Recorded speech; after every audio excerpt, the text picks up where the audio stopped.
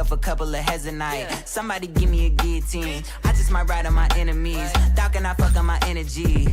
Nowadays they just talk, but they talk about nothing. Nowadays everybody wanna say something. Goddamn, I'm the man and it feel like it. Give a damn about a hater when I feel like it. Not today, not today, not today, not tomorrow. Get out my way, please, I'm trying to get paid. What is up, Earth's mightiest subscribers? It is your boy Ernie the Blerd Without Fear. Got the homie Robo of Left Face TV. You know what? Welcome back to the Nerds of Culture. Actually, it's episode number 55. Actually, you know what? Not just the woke shade room, not just the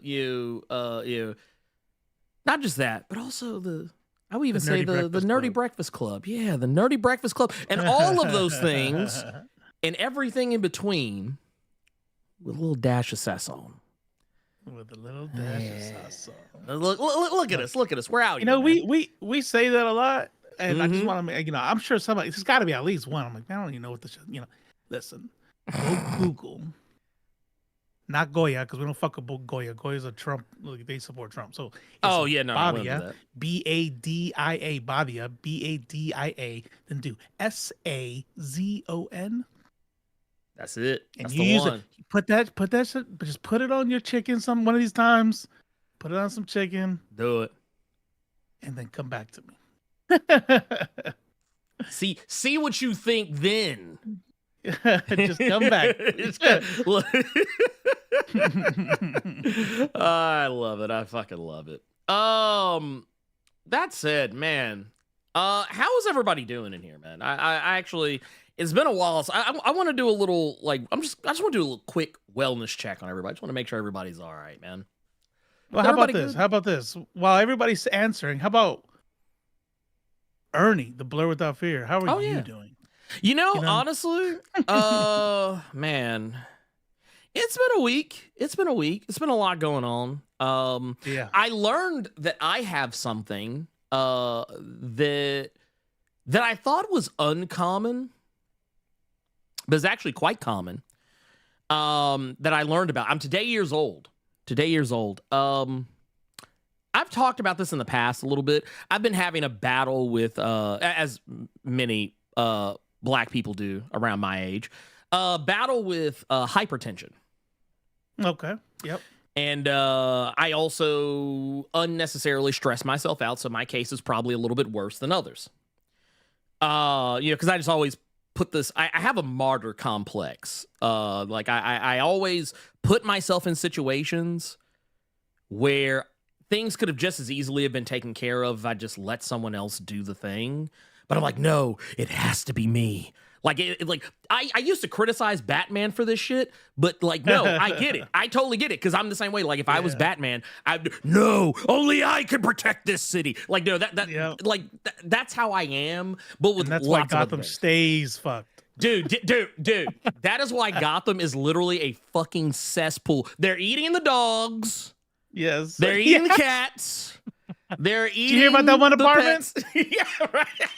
Haitians dude, and El Salvadorians. And it was Haitians. Two cartels. They came together to take over an apartment. It was crazy. Dude, it's wild, right? It's wild. But no, and also, I'm cracking jokes about this because it's the only way I can get through it without crying. But I learned that one of my biggest problems and why whenever I go have a doctor's visit, that my blood pressure always seems to be even worse than what it normally is, and it was even more funny because when I was talking to my mom and my wife about this, they were like, oh, yeah, no, it's totally a thing. Oh, so y'all just weren't going to tell me. Okay, all right. But no, it's a thing called white coat syndrome. White coat syndrome. Mm-hmm. White coat syndrome. I'm about to Google. And it's a thing where, if you're having your blood pressure checked, and I don't even think it might not even just be limited to blood pressure. It might just be to general wellness. But whenever you're in a doctor's office or in a hospital setting, They stress you out. Yeah, like you become so stressed out to the point your blood pressure increases. And when I was talking to, because basically the reason why this came up is because the nurse at the doctor's office I went to this week, they took my blood pressure, as they do, and they're like, "Oh, your blood pressure is like 129 over like I think 82, 83, something like that." I was like, "Wow." The top number was good, but the bottom number was okay. Yeah. It was just okay. Borderline. Yeah, borderline. I would, that would probably, which is be the not best hypertension, so good news. right. But my response made the nurse go, like, "Oh, let me ask some more questions," because I was like, "Wow, that is uncharacteristically low." And they looked at me and they were like, really? And I was like, "Yeah." I was like, my blood pressure, like on average as of late, has been kind of in like the 130 over like 180 something zone, but it also has been as high as 140-ish over like 90 something. And about a month or two ago, it was actually in like the 170 something range, where I was borderline hypertension crisis. So I was talking to them about it and they said, "Well, you probably have white coat syndrome." And so this is why I was like, I felt like I was in Starship Troopers. It was like, "Would you like to know more?" And I was like, "Yes, I would like to know more." So I'm sitting there and they're explaining to me, they're like, "Yeah, like I've had patients where I've taken their blood pressure before they see the doctor and it's sky high. Like you would think that they're about to die. And then after they see the doctor, or once like, they've had enough time to kind of chill out, that it would be maybe not like normal, but significantly lower." So yeah, it is that. And did you have like a experience in the past with doctors before? No, but I will say this: I do not like hospitals, and I do not like talking to doctors. Not because I'm afraid of them, but because I go into the situation automatically knowing they are not going to listen to what I have to say. And not all of my interactions, but a lot of my interactions in the past with doctors have been kind of like that. Like even my current doctor, like, which by the way, I don't know if he actually watches. He knows what I do, but I don't know if he watches, but I'm just saying, no shade. There's a couple of times you didn't listen, but, actually, no, all the shade. You didn't listen. That said, I don't know what it is. It's because that's the thing. It's not even a fear. It's just like my armor is going up. You're tense. It's like a type of anxiety. Yeah. Yeah. No, 100%. And here's the crazier part. When I'm in a doctor's, like when I'm in a hospital or like a doctor's office, I sweat profusely. Like, you've never visited someone in a hospital, like a relative, a grandpa. Nobody never like stayed with somebody in their last moments in a hospital. Like, you know what? Actually, yeah, I think now that you've said that, I think I know where it comes from. Okay, well, you don't have to share if you don't want to. Well, no. I can share it. It's something I can talk about. I think I've talked about this before. My best friend, Terrence. That's right. Yeah. He died due to cancer.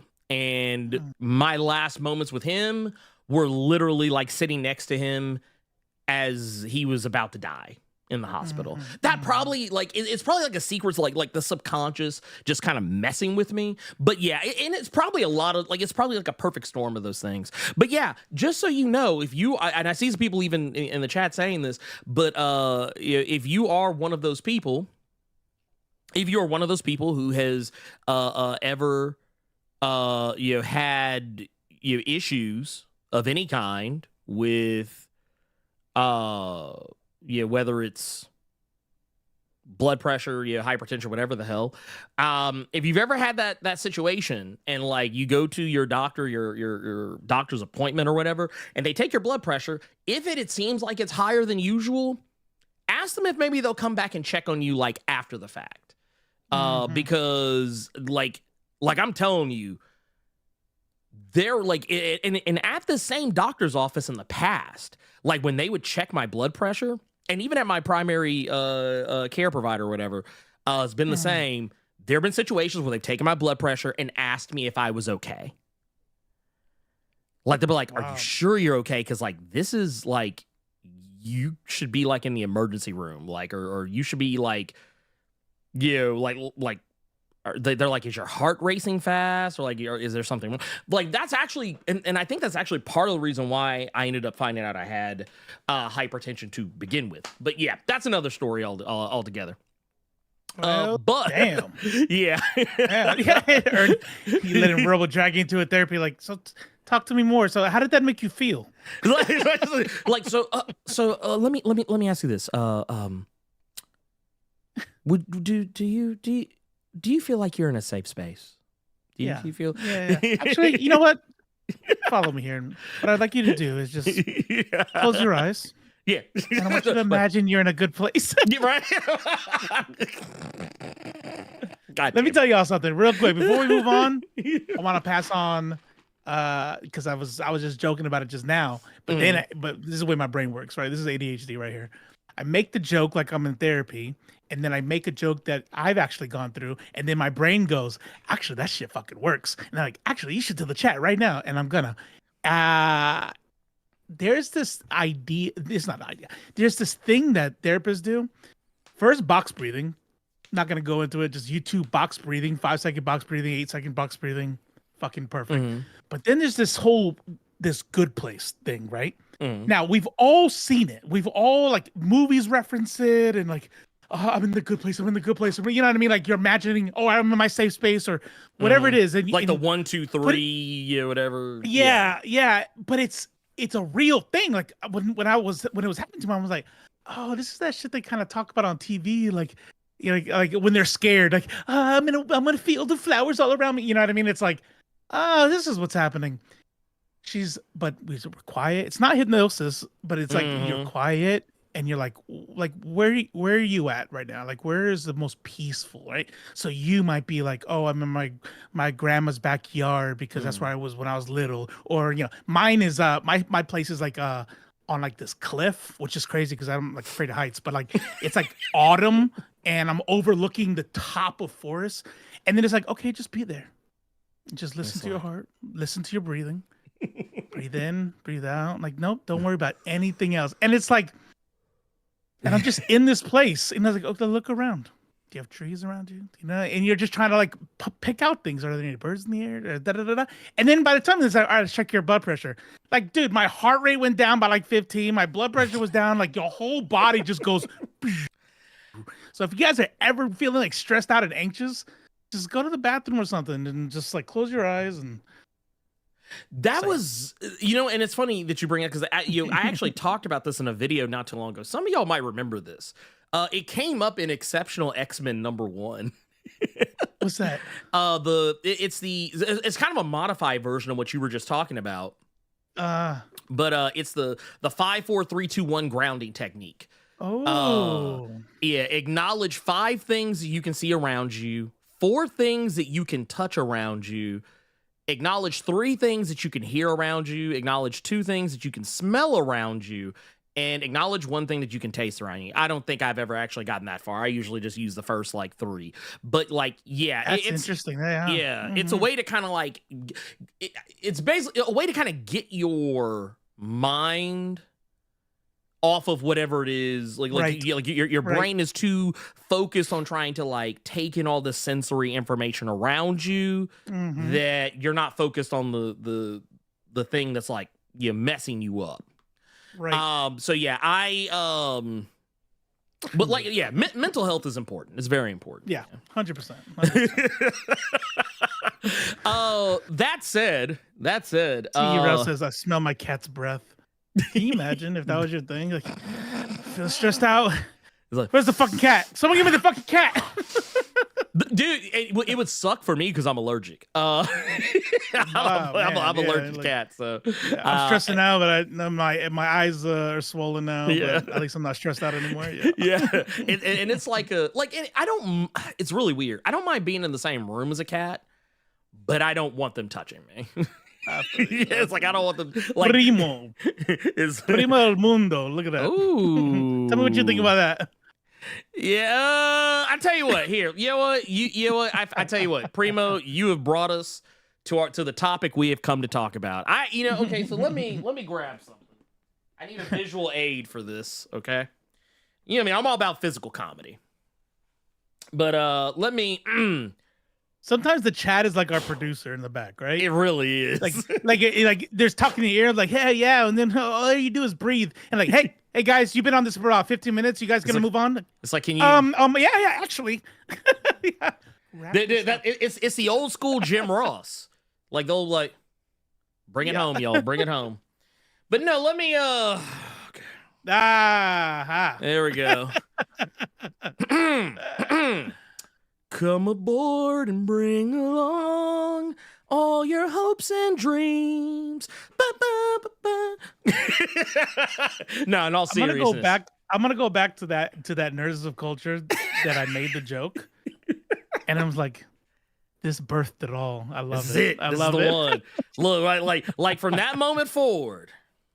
We knew what was up. Blerdy D. Luffy was born. Yes, and you won't make me feel bad for it. I've seen it, left, right, center. It don't matter. Like I always hear like, oh, the industry and the good. I'm like, look, man, they're getting screwed, and it's not by me. Okay, no. What, you think they're on strike because of me? No. All right, get the fuck out of here, giving money to $1 trillion fucking Disney piece of shit ass company. Oh yeah, no, look. Stealing that shit. Sony, Warner Brothers, they could all get it. Let me I know that I know I've shared this before, but I'm gonna share it again. This is the mantra.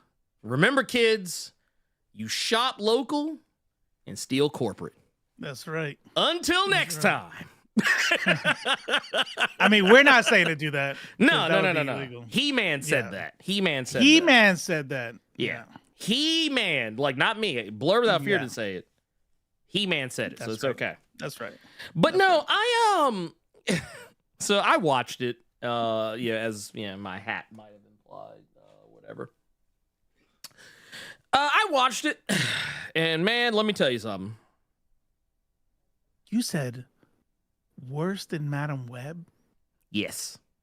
No, come on. Well, no, I'm gonna tell you why. Because at least in Madam Web, people were trying to act. Okay. Like, right in this movie, the only person who was actually trying was Russell Crowe. Russell Crowe is acting his ass off. Like, Russell Crowe, like, if you told me Russell Crowe was in character the whole movie, I'd have believed you.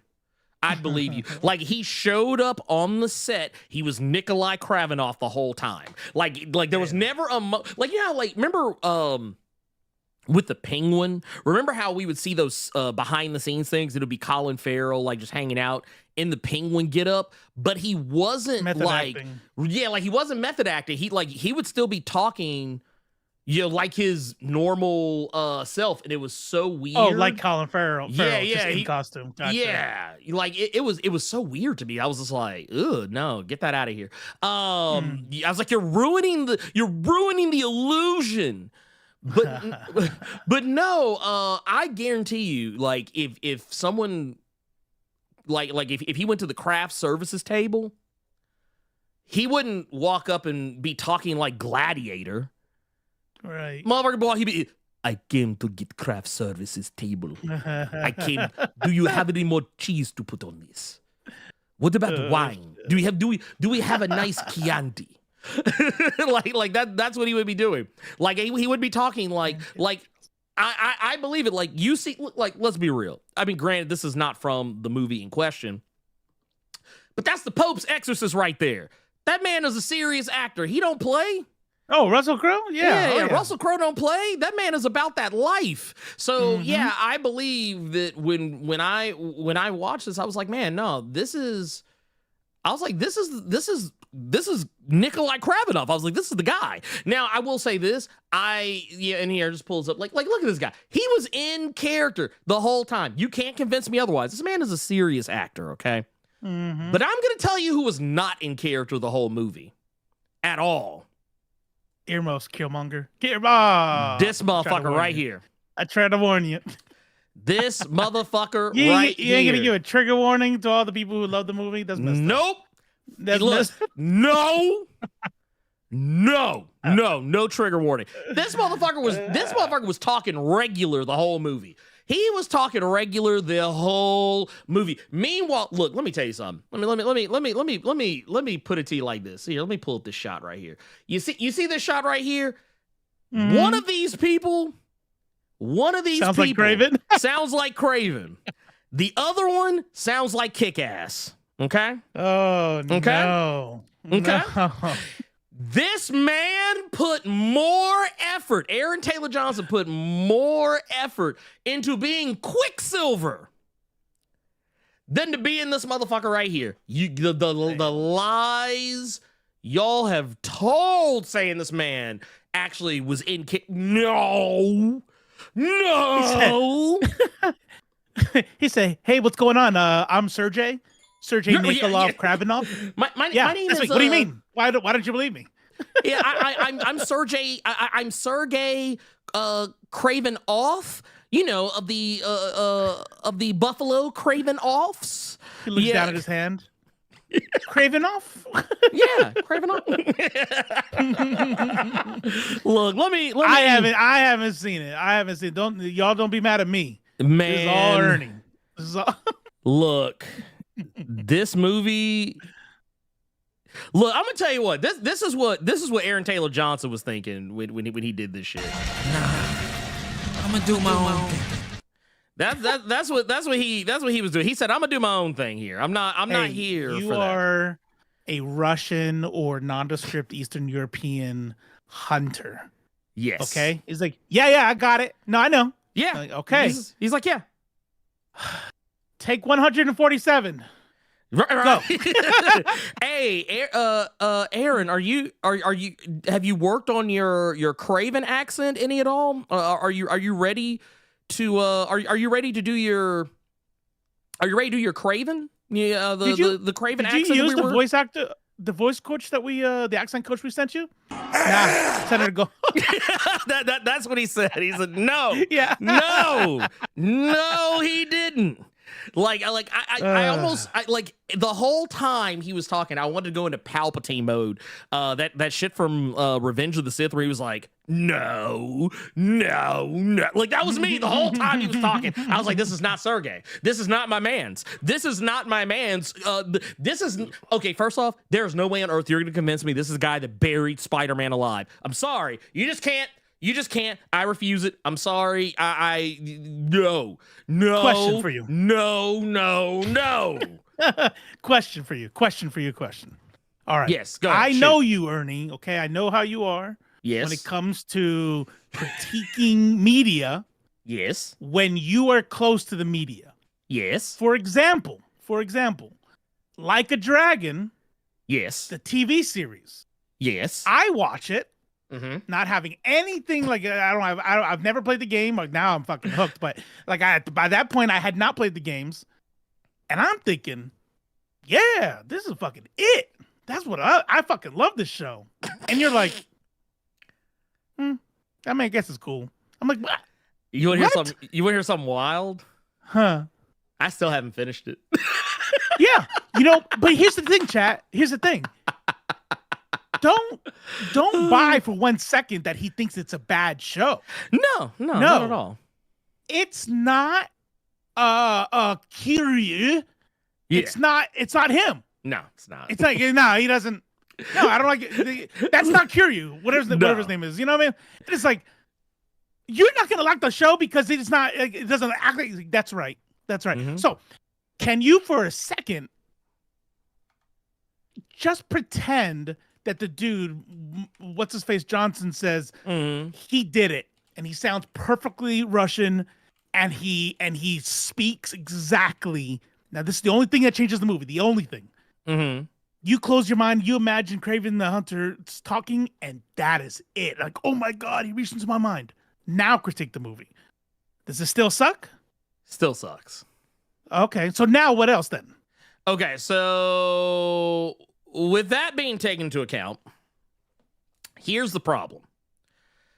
This movie suffers from an identity crisis. It doesn't know what it wants to be.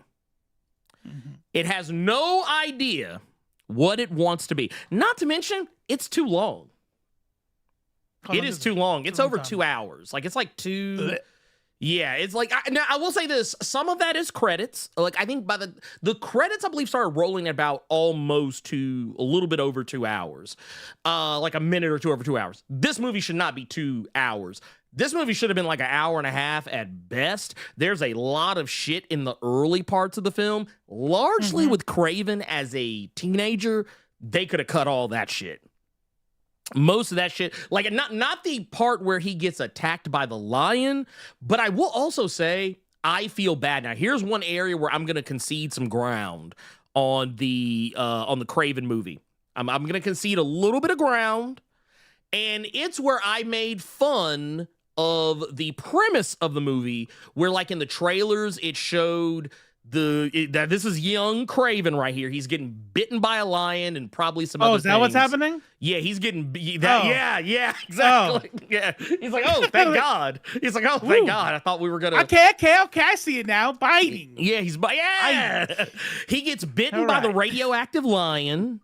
And which, to be fair, I love that joke, but it actually is not entirely true in this movie. So the movie does it a little bit differently. When you actually watch the film, they actually so they show this scene. He does get bitten.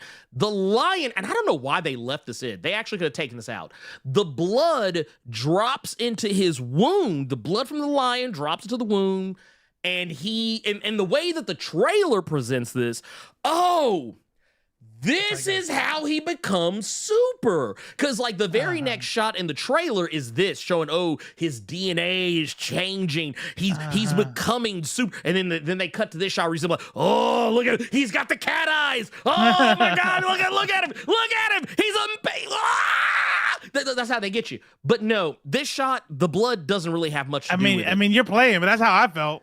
Yeah, no. I don't even open up Discord anymore after watching the trailer. I'm like, fuck that Discord. Fuck Discord. Fuck the left field. Fuck Blerd Koa. Only after I read the trailer. Because every time I like a trailer, y'all come in and like, that shit was whack. I'm like, what the fuck? No. Wait, what happened here? Let's see. Was it let me see. I'm going back. I saw something the elite said. Let's see. Oh, gotcha. I guess maybe it might have been. I think maybe the stream might have messed up for a split second. So far as I see, everything's good on our end, but that's a whole other story altogether. Yeah, to us. Yeah. To y'all. It's like most of the time it do be whack. No, to y'all. I can like shit. I could like stuff. Hey, and you know what? I think that's okay. We are all allowed to like a thing, and I think we should. That's right. Now, I'm saying now, and once again, I'm not telling anybody that they shouldn't like the movie. I'm just going to put that out there. I'm not telling anyone not to like the movie. I'm not telling anybody that you should hate the movie. You would just be confused when you hear it. Yeah, I was just like, if you told, like, someone told me the other day that they genuinely loved Madam Web, and I was like, I'm glad you could find a good movie in there somewhere, but I could not. So, I actually haven't sat down to give it a chance. I fell asleep the first time. And then the second time I cut it off halfway because I was like, I'm gonna go do stuff on the computer. So I mean, maybe that says enough right there. you made a better choice. Yeah. I think you made the better. I think you made the better choice because me personally, I can't get jiggy with this shit. I can't get jiggy with it. It's not good to me. It's not good to me. I've started to learn. I could tell whenever like there's a meme coming. Oh yeah, because he'll be like, yep. And then when he walks into, he's like, I'm gonna find it. Oh, there it is, right there. Okay, there, bam, got it. Well, no, actually, those are the times where I actually have to put it in place. I actually have to add it to OBS. That's when that happens. But under normal circumstances, whenever doing these types of things, I get where people might feel like it's a personal attack that. You feel like, oh man, I'm telling you not to like something. No, you're more than you. Hey, if you like it, I love it. That's right. Yeah. For you, I mean, not for Right, me. right. But no, that's a conversation right there in and of itself, though. Oh, you know what I mean? Because there is a way to tell people that you don't like something without being a dick. I mean, I'm not gonna lie. It depends on what it is, because I'm gonna tell you right now. I will say the negative thing, but I'm still gonna love you. I'm still gonna love you at the end of the day. No. See, here's what I'm saying, though. Here's what I'm saying. You could be as rude as you want to the game, to the movie, whatever. Mm-hmm. But here's the type of shit that I get. All right, I'll actually use this as an example. It's a real example, and then all of a sudden, the after I was like, because you know me, I get a little sensitive sometimes, and then I'm like, the fuck. I love The Office. Okay, I don't give a fuck how wide it is. It's fucking. I love The Office. Okay, got it. Yeah. Well, it was like a few years back. I can't remember who it was. Somebody said The Office is whack. It's not even the top 5 of whoever that showrunner is. I'm like, it was probably disagree. Me. No, it was not you. I lied about remembering. I just don't feel like bringing it up. And I was like, nah, I like it. It's good, and that's it. Right there, no problems yet. No problems yet. Like, they keep going, and they're like, oh, I see what you mean. Now check this out. I don't know. Listen to the language. I don't know how anybody with brain cells can like this fucking show. It's so whack, yada yada. Bitch, I just told you I like it. Are you calling me stupid? Like, now, you see what I'm saying? Like, you gotta be a fucking idiot to like this. You gotta be a fucking moron to like this. You gotta blah blah blah blah. Like, you start placing shit on. If you like the thing that I don't like, then you're stupid, or you're this, or you're that. Well, why am I supposed to not take that offense? Now I'm sensitive when I want to fucking clap back. You know what I'm saying? I mean, look, okay, and here's the thing, and I think, you know what, I'll run the risk here and do this, but as I said, as I played this on the previous Saturday, this is something I think we can all kind of learn from. Regardless whether you like it or you don't like it, you love it, you hate it, one thing for damn sure, you are gonna respect it. There you go. That's for y'all. I know Robo couldn't hear that one because I added it last second. But okay. All right. But yeah. I was but like, no, it's I heard the last one. Yeah, no, I just added it. But no, I didn't have time to do the thing. I didn't have time to look at the camera and be like.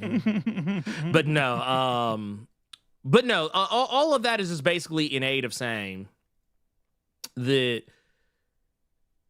Sometimes it just be like that. You know what I mean? Sometimes it just be like that. You don't. Yeah. We don't have to all like the same things. That's right. But that's right. At least respect each other in the. But you're right about people taking it personally. Like, for me, I'm taking it personally when I feel like you're implying I'm stupid or whatever, right? Which I think is normal. But some people will take it personally just because you don't like it. Just because you don't like it. Like, I didn't like that. No. I did. What's wrong with you? Why did you? Yeah. Well, I mean, don't get me wrong. There are some things where I'm just kind of like, well, okay, whatever. Yeah, it's a thing. But yeah, for me on Kraven, as I watched it, I honestly, if I was in a situation that I could have, I'd be like, man, I feel like they should have paid me to watch this shit. But so getting beyond that, okay, so getting away from the Aaron Taylor Johnson performance, getting away from the sloppiness and just unevenness of the movie, I'll say. Wait, how did he get his power? Because you said about the blood. Oh yeah. So y'all really, what? Fuck it, I don't care. This movie's you don't trash. Even care. I don't even care. This movie's trash. So he gets the power. From this young lady, which, I mean, to be fair, is a bit more comics accurate. Ariana DeBose, who plays Calypso, who in the comics is largely responsible for Kraven having his enhanced abilities. But that part they don't show you in the trailer, like, I guess because they wanted to keep it a secret. whatever. Like, I don't know why y'all are trying to keep this a secret. But we're gonna make it as dumb as possible. Then you'll be surprised, right? You won't not stay home. Honestly, I'll tell you this much. I think she actually was really trying. Like, of anybody else other than Russell Crowe, I feel like she was one of the only other people like legitimately trying. But the thing is, the movie doesn't give her a whole heap of a lot to work with other than for most of the movie that she's around being the love interest, being the, like, not so much a damsel in distress, but just a woman who's just there. She's just there. And you can tell that, like, they're trying to set something up, but, like, ultimately, she's just there. And then they kind of drop some hints and teases that maybe there might be something greater going on with her, but, like, beyond that, not really. We'll find out in the sequel. Yeah, we'll find out in the sequel. We'll find out in the sequel, and the sequel that's never fucking coming out.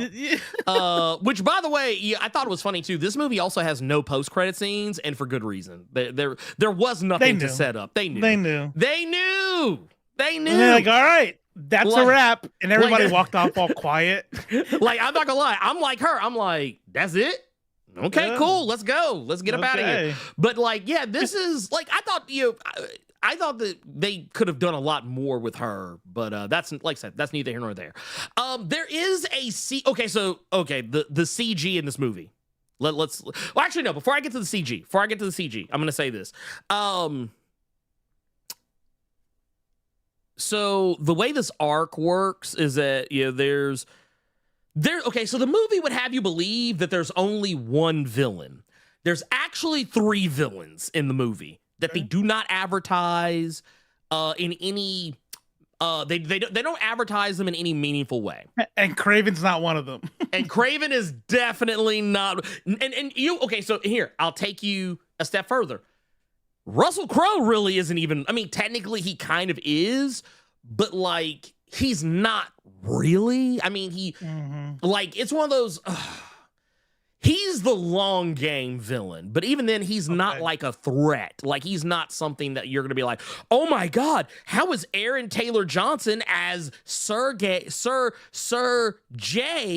Kraven Hoff going to solve this problem? You're never going to say that about Russell Crowe's Nikolai Kravinoff. You're just not gonna.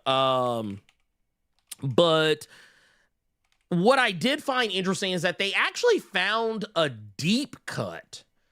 They actually found a very deep cut villain for Spider-Man to go up against, or not for Spider-Man, but for Kraven to go up against, who is he's a classic. Oh God, what is it? Spider-Man villain, but I wouldn't expect many people to know who the hell he is, and it's the Foreigner. Which I thought I was like, okay, okay, I guess. They said, well, if the MCU could do it, we could do it too. Oh yes, yeah. I mean, man, let me tell you something about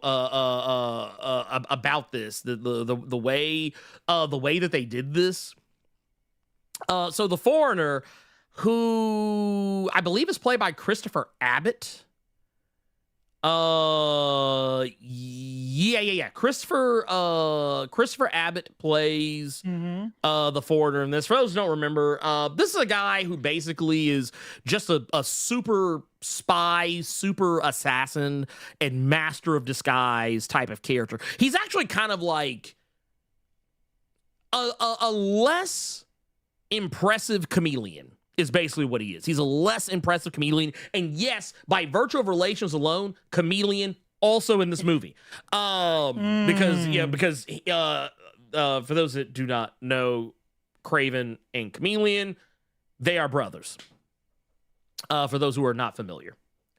So yeah, it's so you have that. That's why I guess I also kind of leans into why I said there's multiple different villains. But yeah, the Foreigner is definitely one of them.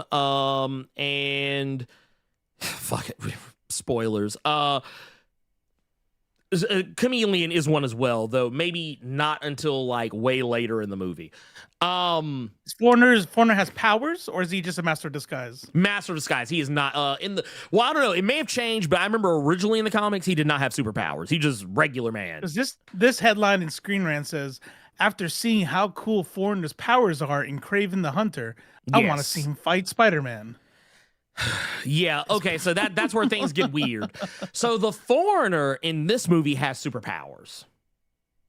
Oh, he does have superpowers in the movie. In the movie. In the comics, he does not have powers. But in the movie, he does have powers. And basically, he can hypnotize people and... They think he looks like something else. Well, so there's that, but also, like, what he'll do is... He'll do this thing where like people will walk up him. He'll just start counting. He'll be like 1, 2, 3. And when he gets to 3, like everything just kind of like slows down. And at first you'll think, oh, it's because he has superhuman speed. No, it's because he hypnotizes everybody who can hear his voice.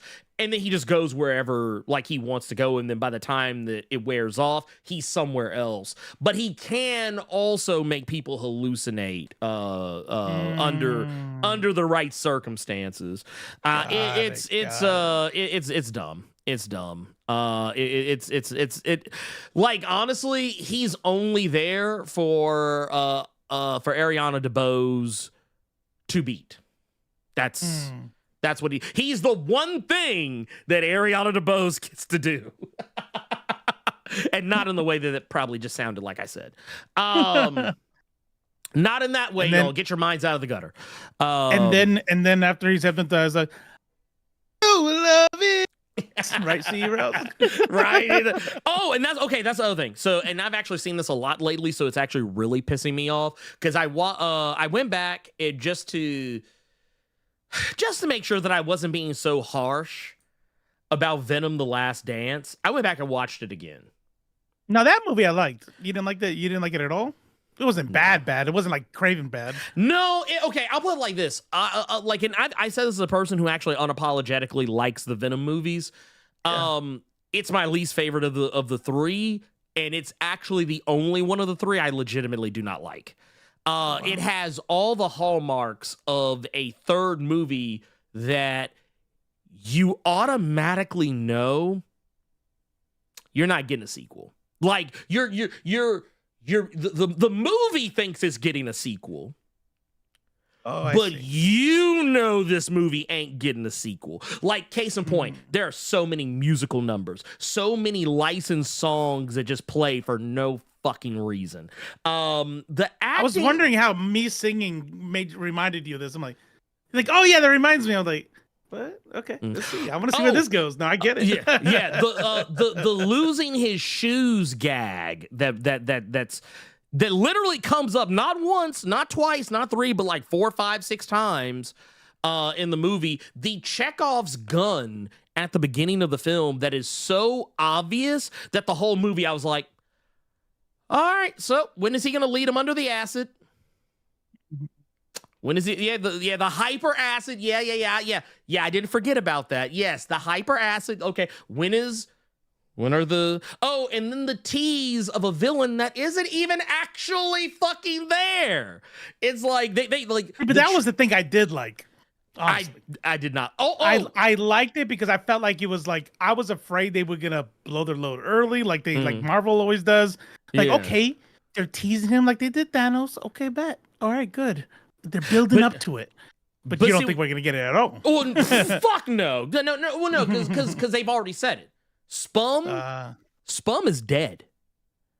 Spum is dead. For those who know what I'm talking about. And honestly, I don't blame anyone for not knowing what I'm talking about because Sony did such a horrible job explaining what the fuck this was or even picking a decent name. But Spum is the abbreviation because, Sony wanted to be like Marvel. They say MCU. We're gonna do our own thing, but it's gonna be different. Sony Pictures Universe. Sony, yeah. I think it's like the Sony. I think it's like the. It's like Spider-Man something. It's dumb. It's dumb is what it is. But what you need to know is that's just fucking Sony Spider-Man universe. Sony. Okay, there it is. But yeah, it's the.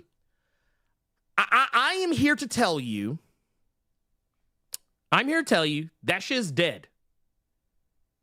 Like dead. Oh, It is Sony Pictures universe of Marvel movies. There Okay, it is. that's what it is. Sony Pictures. I knew it was something dumb, but like it's so convoluted. And I was like, dude, someone just really liked the word spum and ran with it. But And like, giggle. They want to say, I bet you want to see this. we're gonna make They're not gonna spum actually a take it. thing. They're not gonna actually accept it. They come running in like they fucking accepted They it. accepted it. They took it. They're saying it. But no, basically, I'm here to tell you that shit is Dead. it's dead. It's dead. It's DED dead. DED dead. It is done. It is done. We've already had it was a closed casket. That's how dead it is. It's fucking closed casket. And you're saying that they've already announced that they're done. They're not doing it anymore. Oh, it's already been put out there. Kraven is the last movie. Kraven is the last movie. It's already been put out. That's why Kraven came out with a wet fart. Not to mention, I think it's got under 14% on Rotten Tomatoes. The box office for the first, actually, you know what, here, let's not speak in ignorance. Let's do this. Box office mojo for Kraven the Hunter. Let's pull this up. I want y'all to see what I see. So the first weekend for this movie that cost well over $130 million. What do you, actually, Robo, how much money do you think this movie made in its first weekend? 30 million.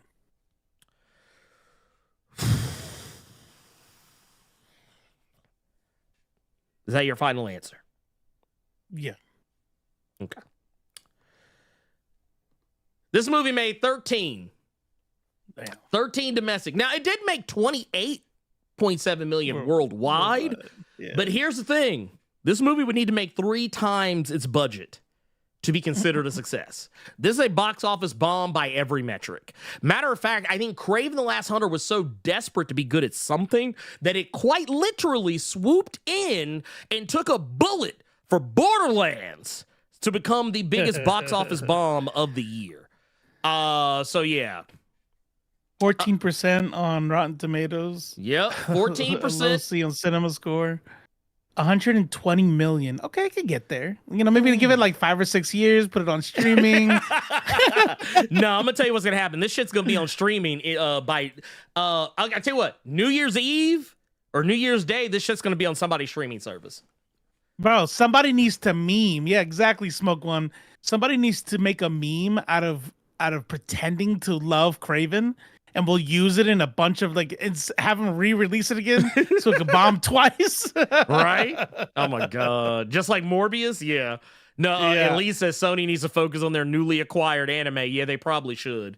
For those who don't know, Katakawa, which is like one of the biggest production companies in Japan in terms of video games and anime, has been acquired by Sony in a deal that's actually not as predatory as I expected it to be. Mm-hmm. Like, Sony will not actually have the ability to close Kadokawa if for whatever reason they put out something that doesn't do the numbers that they want. Like Sony has done in the past, Microsoft has done in the past. I think they're just like, they're not a majority. I don't think that, they're not like a majority shareholder, but they're like, I forget the exact wording, but basically the long and short of it is that they just have a large stake in the company now, and they'll probably be able to use it to make maybe have From Software release Souls games as timed exclusives or as platform exclusives, maybe. But I don't think Sony would do. I think Sony would do timed exclusive. I don't think they would do platform exclusive with From Software, because at that point you're cutting off money. You want to make more money, not cut off money. But but yeah, that's another story altogether. But no, to get us back to it, the movie is just super uneven. The movie can't, like, it wants you to think that we're building this guy who's supposed to be a villain, but we're trying way too hard to make you like him. And not like him as though, oh, he's so bad, he's good. But no, they try really hard to make you think he's a hero. Like, they try and pit him as a hero when Kraven is supposed to be a bad guy. That's like 100%. Yeah, that's what I was getting at earlier. I was like, he's not one of the bad guys. It's like, yeah, exactly. It's just like, okay, dude. Like, what we are we need? doing? We're looking for our Deadpool. Who's our anti-hero? We don't have one. It's like, well, y'all might want to find one. How about that? I will say this, but yeah, to get to my next point, the CG in this movie. The CG in this movie, woo! Lord have mercy. Let me tell you, I took some shots, just to put this out here, but bruh, who? Wait, hold on. No. I'm not gonna let you get away with this. I have so many questions. I have so many questions about this. You know what that rhino. is? That's freshly baked dough. That is, you know, when you get that like that flour on top, and you got the crust. Yeah, I don't get it. And then here, like it's like, I don't know what it is. This just was not good. It was not a good look. It was not a good look at all. And every time I feel like we looked at this guy, it just was weird. Like, why does he look like John Bernthal all of a sudden right here? It looks like he's about to rub his head or something like that, and then getting mad at Rick on Walking Dead. That's what he looks like right now. Like, do you not see it? Like, dude, like, what? Why is my man's like? He's slept with that man's wife and is mad at him. Right? Like, he's like, why? You made me do this. Yeah, you made me. You made me. And it's just like, it's so obvious that he's not there. Like, it's just so obvious that he's like, I mean, yeah, he's a CGI character, of course, but it just makes it so obvious that he is not on the same screen with, like I didn't take a shot of this, but like, there's a point where you see from his perspective looking up at Kraven, you can clearly see like where the CG is on Aaron Taylor Johnson's neck. Like, you just see it. It's so obvious. Also, I'm gonna go, you know what? Fuck it. I'm gonna say it. You know what? Fuck it. Because I don't give a fuck about spoilers, and y'all shouldn't either. I said Chameleon is in this movie, but he doesn't really become Chameleon till the end. Okay, so they spend this whole movie. I forget the actor's name. I'll have to look him up. But he actually wasn't bad in the role. He wasn't bad in the role itself. But oh man, what was this guy's name? Fred Hetchinger is this kid's name. I say kid because, you know, everybody's a fucking kid to me at this point. But I think what I just means we're old. That too. Is that too. But to my understanding, I think like the thing I know him for the most, I know a lot of people are probably going to be like, oh, he's in the new Gladiator. He's the kid from the Gladiator. He's the new Gladiator.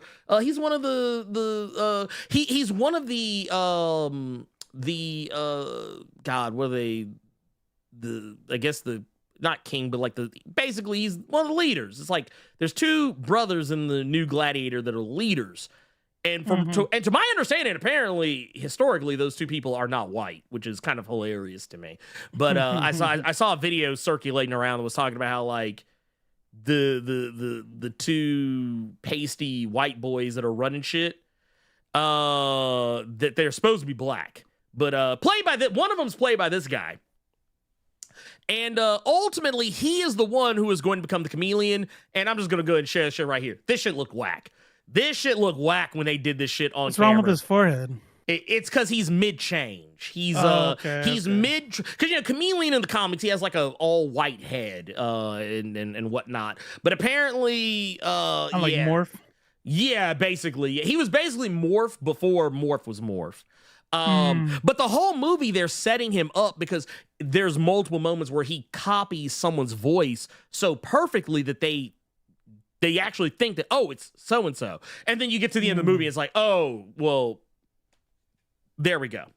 I think like he ends up like copying some singer's voice earlier in the movie too. Like I said, it's dumb. It's dumb. Oh no, I wish I had a shot of it. There is a shot where he turns into Kraven, but like he's so much shorter than Kraven that it looks like, it almost kind of reminds me of that scene from Deadpool and Wolverine where you saw a comic accurate Logan. Oh yeah. It almost looks like that, but not as bad, but like that's what it reminds that's what it put me in the mind of. But yeah, this movie, trash. It is. Look, let's put it like this. This movie is such trash, mind you, that it killed the franchise. It killed it killed Spum. Spum can no longer exist. This, I don't know how you do it. I honestly do not do it. I mean, I feel like, maybe, honestly, you know what I think it is? I tell you what it is. I think I know what they should have did. You know what they should have done? They should have... A little political, in my opinion? They should have made it a little political. That's what they should have did. They should have made it political. If they would have made it political, this would have been good. This would have been good. All right, here's a challenge for you. You ready? Yeah, go ahead, shoot. And don't say the end. Don't say the credits. Say something good about the movie. But they had to have done something like, all right, this thing they did wasn't that bad. The fight scene between Kraven and Rhino was okay. Okay. Like, because it was in the trailer, like him like going through the windows of the trucks and shit, that was kind of badass. In the movie, didn't deliver. Didn't do anything for me. Well, because it's like it didn't show me anything I hadn't already seen. We saw some of that shit in the trailers. So I was like, okay, all right, what? Because at this point, I'm like, all right, what else you got? What else you got? What do you have that I cannot go just look up in a trailer on YouTube or a Google search or some shit? I'm imagining them like looking at their feet and they're like, nothing. That was all of it. Yeah, that was it. Look. Right now, I'm telling you, like, right now, I promise you, somewhere, the Sony or some executive of Sony is like, Yeah. I ain't gonna lie, I'm getting cooked. like that. Like, I promise you, that's happening somewhere. Sometimes I think about shit like that. I think about like not even like the director, not the executive. Sometimes I think about there's somebody out there, yes, literally, that wrote the screenplay, that worked on it, stayed up late nights back and forth with the editor, and that was their break. That was their I got to work on the Kraven screenplay, and it was like, oh, congratulations! When does it come out? Da, da, da, da. And then it comes out, and you're like, you just slink backwards to the bushes, like, no. You can't even put that on your reference. You can't even put that on your reference. Can you put that in your reference? No. Am I an action junkie? I would not. I wouldn't use the word junkie, but I mean, I like John Wick and shit. I mean, look, he's not. Look, I know that. I think if you watched it, I think the action sequences would save it for you. I actually legitimately think they would. I think if you watch this, and it didn't save Crow, that's for sure. Okay, then there you go. Well, maybe not. You probably would hate it too then. Okay, because that was it. That was like that opera scene, dope as fuck. Oh no, the opera scene's great. Dope as fuck. But I was like, I sat there, I'm like, it's the only good thing about it. Only cool part of the whole movie. Yeah. Okay. So there you have it. I don't think any of the action sequences in this movie are even half as dope as that opera sequence. So there you go. Wow. That's it. That's it. That's where I'm at on that. But you know what? Let's take a look real quick because we do got some super chats here that I wanna take a peek at. We got one from Stomp 10. It's a little bit further back, so we're gonna kind of go into the way back machine to get it. But we got one here. This one says, with a $4.99, what up, Blerds? I'm sad to see Sony Marvel movies go. I was really looking forward to the Aunt May movie. Hey, I saw it earlier and chuckled. Yeah. I mean, do you remember back when the Amazing Spider-Man movies were a thing and they were talking about trying to have that Aunt May spy picture? Like, it was basically Agent Carter. I remember hearing about it. Yeah. It was Agent Carter before Agent Carter was a thing. Like, I would have wanted to see that about as bad as I wanted to see Pennyworth. So, which is to say none. Not at all. He's like, no, I'm good. He's like, I'm Gucci. I'm like, wow, that sounds really interesting. I'm gonna go wash my hair now. Yeah, it's like, oh man, that's crazy. You know what? Something came up. I'm a little. I am suddenly sick. I'm a little under the weather. Well, no, you can watch it on streaming. I've gone blind. Yeah. Oh shit! What the fuck just happened? Wait a minute. Wait. Are you blind or something in your eyes? Did the power go out? Both. You're right. Smell-o-vision don't even work on me. I lost my sense of smell. I've literally lost all of my senses. I don't even know how I'm communicating right now. I can't do anything. I'm sorry. Hypno Hustler would have at least been interesting. Man, look, they had to cancel that. They knew they fucked up. Tyrone D said Kraven was better than Venom. I thought, you know what? It didn't annoy me as much as Venom: The Last Dance. I'll say that. It didn't annoy me as much as Venom: The Last Dance, but I think it's because I was like, man, dude, at least the Venom movies are fun. That may not be the greatest thing I've ever seen, but at least they're fun. And I was like, man, Venom: Last Dance, I was not even having fun. Like, I was just like when it was over.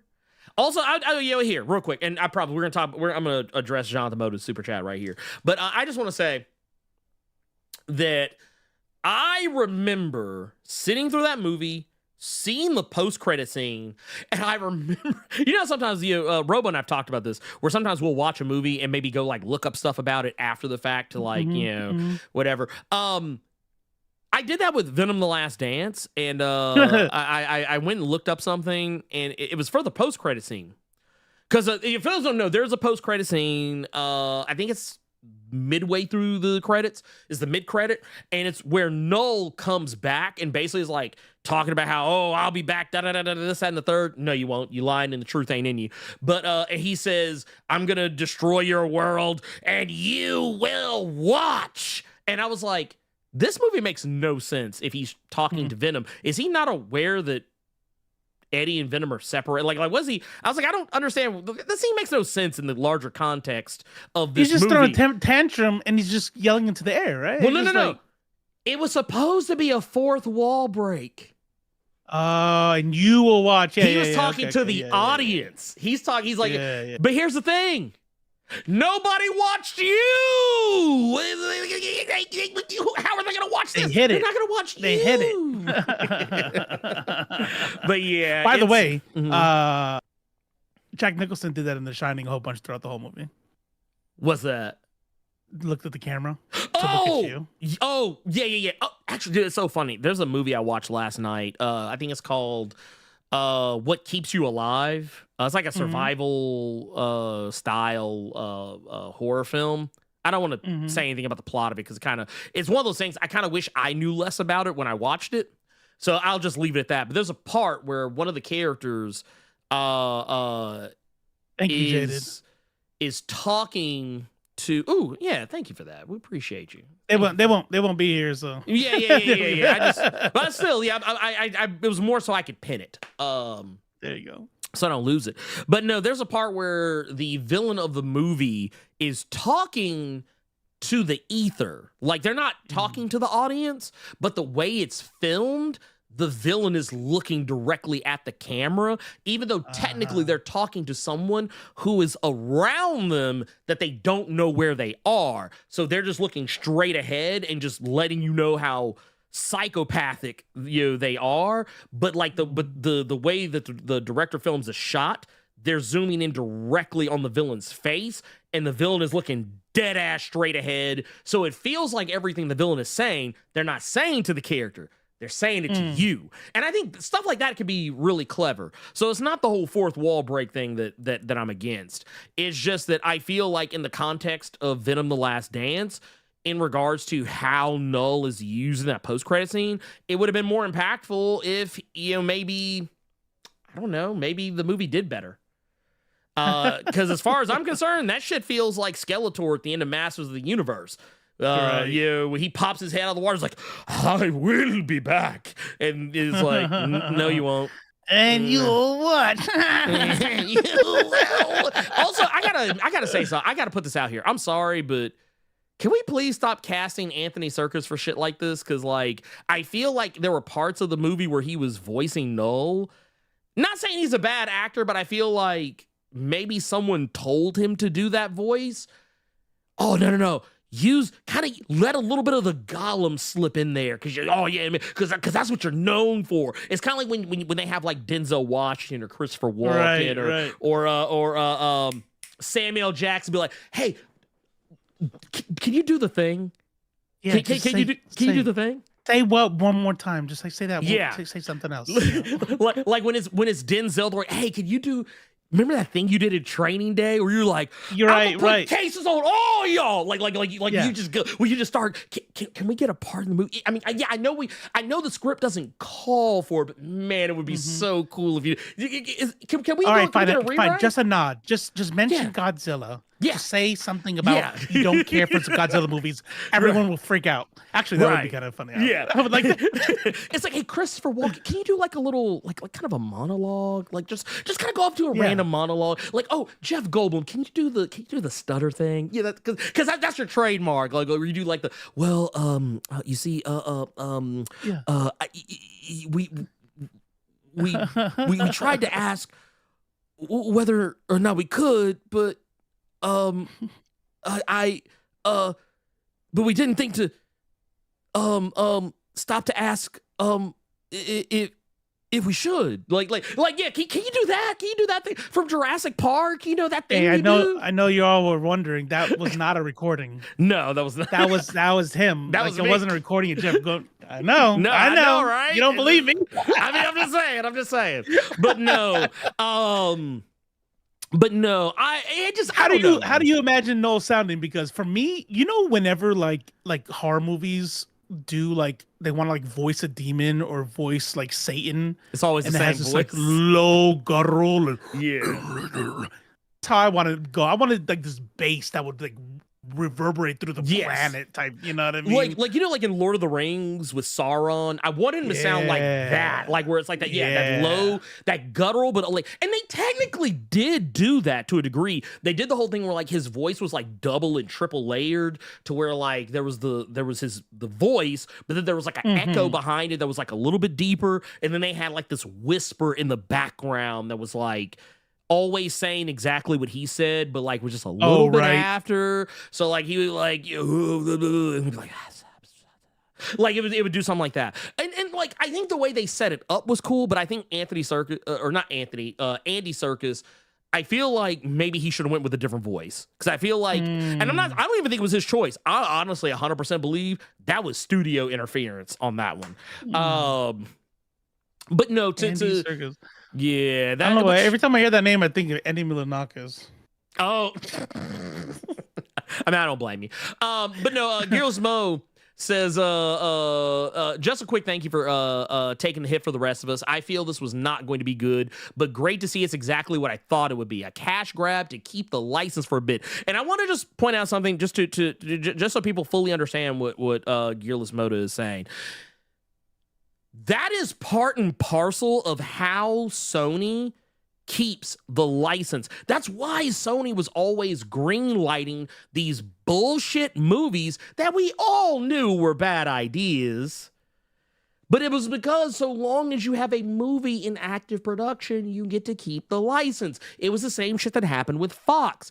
Fox did the same thing. That's why Fox ended up losing the rights to Daredevil because they had no other movies in production regarding Daredevil, and they kept. Some of y'all might remember this.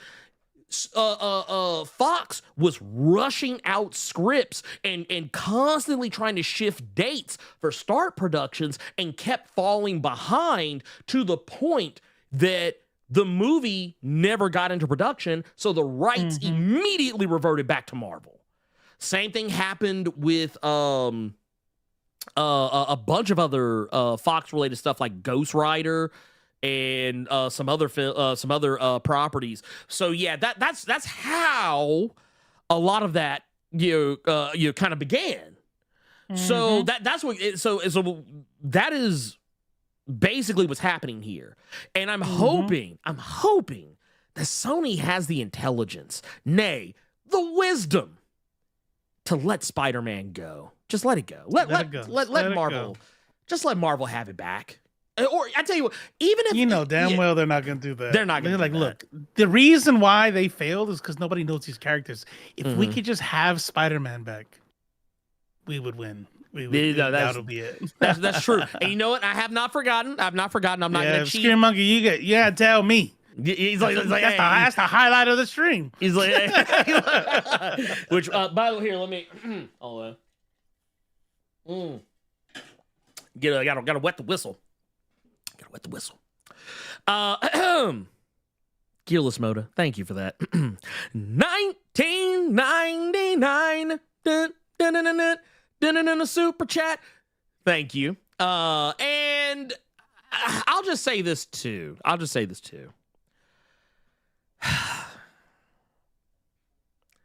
think it's time we stop trying to expand universes when it's not necessary. I don't think we need individual movies for every single expanded universe character or villain, okay? Not where it's not warranted. Like Spider-Man, I don't really think of too many. Like, okay, yeah, if you like, I know what some people are probably saying, but what about Penguin? What about DC's doing Clayface, and we've already had 2 Joker movies. Well, we saw them Joker movies turned out. But that wasn't part of a multiverse thing. That was a standalone. No, it was a standalone thing. But but my energy on that is still the same. I feel like if you don't have a story to tell, don't force it. Like, just don't force it. Let that shit. Like, okay, if you really want to put because here's the thing. No, I'm gonna say something so controversial and so brave. No one gives a shit about seeing Kraven on the big screen if he ain't fighting Spider-Man. Yeah, 100%. Okay, there you go. Yeah. I mean, we'll time out. If you Kevin Feige, I bet you something dope would have came out of that. But look, maybe. If you ain't giving Feige, just stop. All right, not everybody can do everything. That's a lie. No. They lied to us when we were born. Not everybody can do everything. Okay. I mean, and the thing is, you also gotta look at the medium too. Like, okay, can we do a TV show about Kraven? Maybe if you got a story to tell. Yeah. But the thing is, people want to see. And I don't know any other way to say this, but I mean, like I always say, just like J. Jonah Jameson, I want to see pictures of Spider-Man. If I don't see Spider-Man with these characters, I don't care. Like there was a point in Kraven where the foreigners making Kraven hallucinate spiders crawling all over, like, ooh, see what we did there? Because he's gonna. That's how you know I'm tired. It took me a second. I was like, that's like, what? No, I don't get. Oh, no, as you should have though, because that's how stupid it was. But it's like, oh, see, because he's a Spider-Man villain, right? I mean, you get it right. You get it right. Literally shove it in your face. You get it right. But no, that's basically what it was. They and honestly, were they at least blue and red spiders? No, I swear I saw that. No. Was that in Madam Web? There was I saw one of those movies and it had like a blue and red spider on it, and I was like, it's like, oh, it's like that's a choice. That's a choice. Yeah. But no, I think that what they should have done, focus less on. Oh, here's the shot. Here's the shot. This is where like they I remember that was from the trailer too. Everything, everything. They just made the whole movie in the trailer. It's like, all right, if you want to see like the little gaps in between. Yeah, that's basically the movie just fills in the blanks. It just fills in the blanks. All right, but was this horrifying for you in the theater though? No, because I did not go and see this in the theater. But yeah. Yeah. There you go. Unrelated. Like anime around here. Unrelated. Big One Piece fans. Yeah, you know me. Here. You know me. I'm the number one Piece fan out here. Yep. He's read the series twice. Yeah. Watched the anime. All of them. 3 times through. And all the movies. I watched all the movies too. Yeah. In chronological order. Yes. Maverick, I've watched every time I watch the anime, chronological order. I can't watch any episode out of order. Can never. As a matter of fact, I love the manga so much, I gave it away. Wow. I gave it away. Wow. I was like, here you go. I'll take that. To the Children's Cancer Hospital thing. Yeah, I remember. Yeah. I was like, you know what? You need this more than I do. You need this more than I do. But no, in all seriousness though, in all seriousness though, Ernie D. Bluffy. I love it, absolutely. That's how you know I don't know. I'm like Bluffy, Bluffy, Ernie D. Bluffy, like Bluey. Is he like Bluey but Bluffy? No. But I will say this too. I think leave the cinematic universes to the people who actually know how to do them. Bovar said, "I'm Kraven for more Kraven." Is it Kraven time? Is that what we're saying? We're Kraven for Kraven. I saw it up earlier. Hashtag Kraven for Kraven. Yeah, we're gonna do this. We're gonna get them to re-release it because they're gonna be like, man, everybody actually likes it. Everybody loved it, and maybe it was just them. They didn't want to go to the theater or something. I mean, I guess. I mean, it says the movie was okay when they weren't talking. Here's the thing.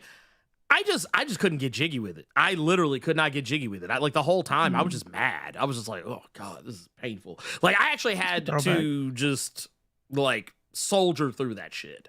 I had to soldier through it. There was no getting if I would have gotten up, no. Now check this out. Now imagine a Kraven the Hunter in the MCU. Okay. And Tom Holland's fighting. I guarantee that motherfucker's jacked. Oh yeah. He definitely has a Russian accent. It needs to be Henry Cavill. I don't know why, but I needed to be Henry Cavill as Kraven. That would be it could be Henry Cavill, it could be any of them, but this motherfucker is jacked and he can jump from tree to tree still because it doesn't matter. Yeah. And it would be dope. And does he have a giant fur coat thing that only covers his shoulders? Yes, he does. Yeah. Yes, he does. So funny thing. Now that you've said that, so some of y'all probably remember this promotional artwork for Kraven. We never see it. The end of the movie. He puts the coat on. This movie. Okay, that's another reason I don't like this movie. This movie commits the sin of superhero movies past. He's not Kraven the Hunter until the end of the movie. I don't like it. Like you know how you remember how movies back in the early aughts especially, they would always do this thing where the character you're watching the movie of is not the character until until the outro monologue. How many of y'all remember was in Daredevil? And I actually like Daredevil for all of its flaws. I actually like Daredevil, but I will be the first one to tell you I get why people don't, and I do not think Ben Affleck. Well, just the overall direction of the movie. The overall. That's what I'm saying. But that movie, the Ben Affleck one. Okay, yes, that's what I'm talking about. Yeah. Okay. But no, they did that thing at the end where they're like, blah blah blah blah blah blah blah blah blah. This city needs a protector, someone to watch over it, a guardian devil, a daredevil, and it's like,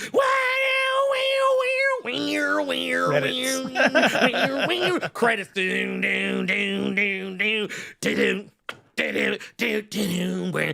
because that's how every fucking superhero movie ends. Punisher. Well, I don't even remember what the fuck he said, but it was basically to the tune of. It was a pun. Whatever it was. It was a pun of some sort. This city needs a protector. This city needs someone to watch over it. Someone that can do the things that other people won't do. And not just to administer justice, but punishment. And then the movie it had some alt rock, some alt rock band that was hot at the time, that's right, Nickelback, or some bullshit. Yeah, it was Disturbed. Always that.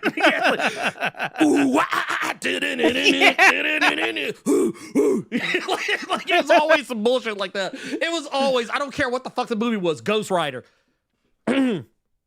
I have to protect the people. I have to protect the people from the things that go bump in the night. I must offer them not justice, but penance. I am Ghost Rider. That's how they all end. That's how they all end. I'm saving you now if you have never watched any of the superhero movies from the early aughts up until the 2010s, before pre-MCU. I have saved you so much money and so many hours of therapy. Okay? But here's the thing, though, and probably nobody will be surprised by now. But I need you to know that I'm like 20 to whenever, right? 20 whatever or 19 whatever when this is happening. Yeah. And each one of those examples, I'm like, yeah. let's go. Like, look, this was Robo. I'd buy that for $1. That was him. That was him the whole time. Every time. Every time. But no, I get it though. I totally get it. It's not a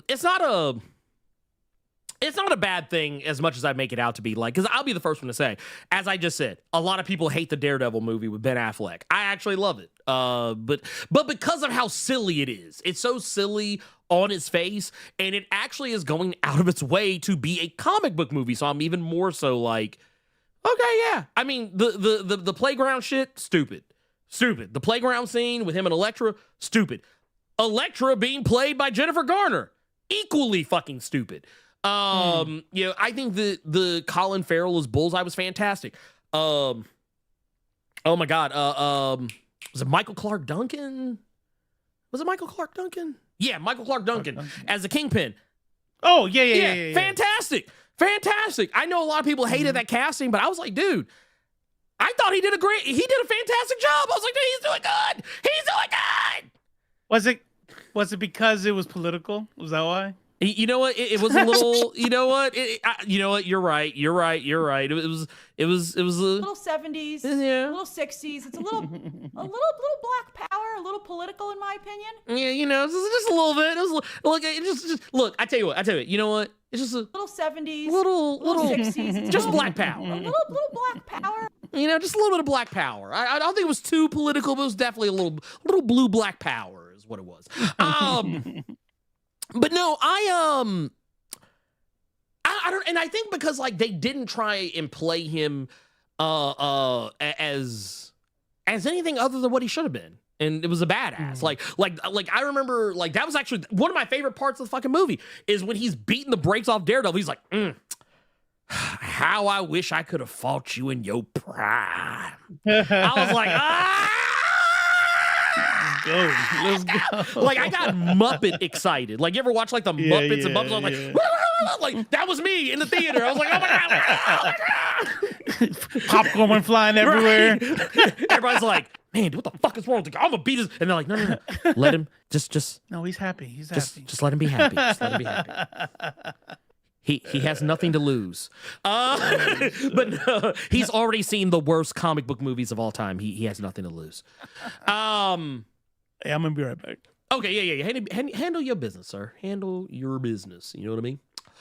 That said, let me hit some of these others. We got some other super chats here I want to hit real quick.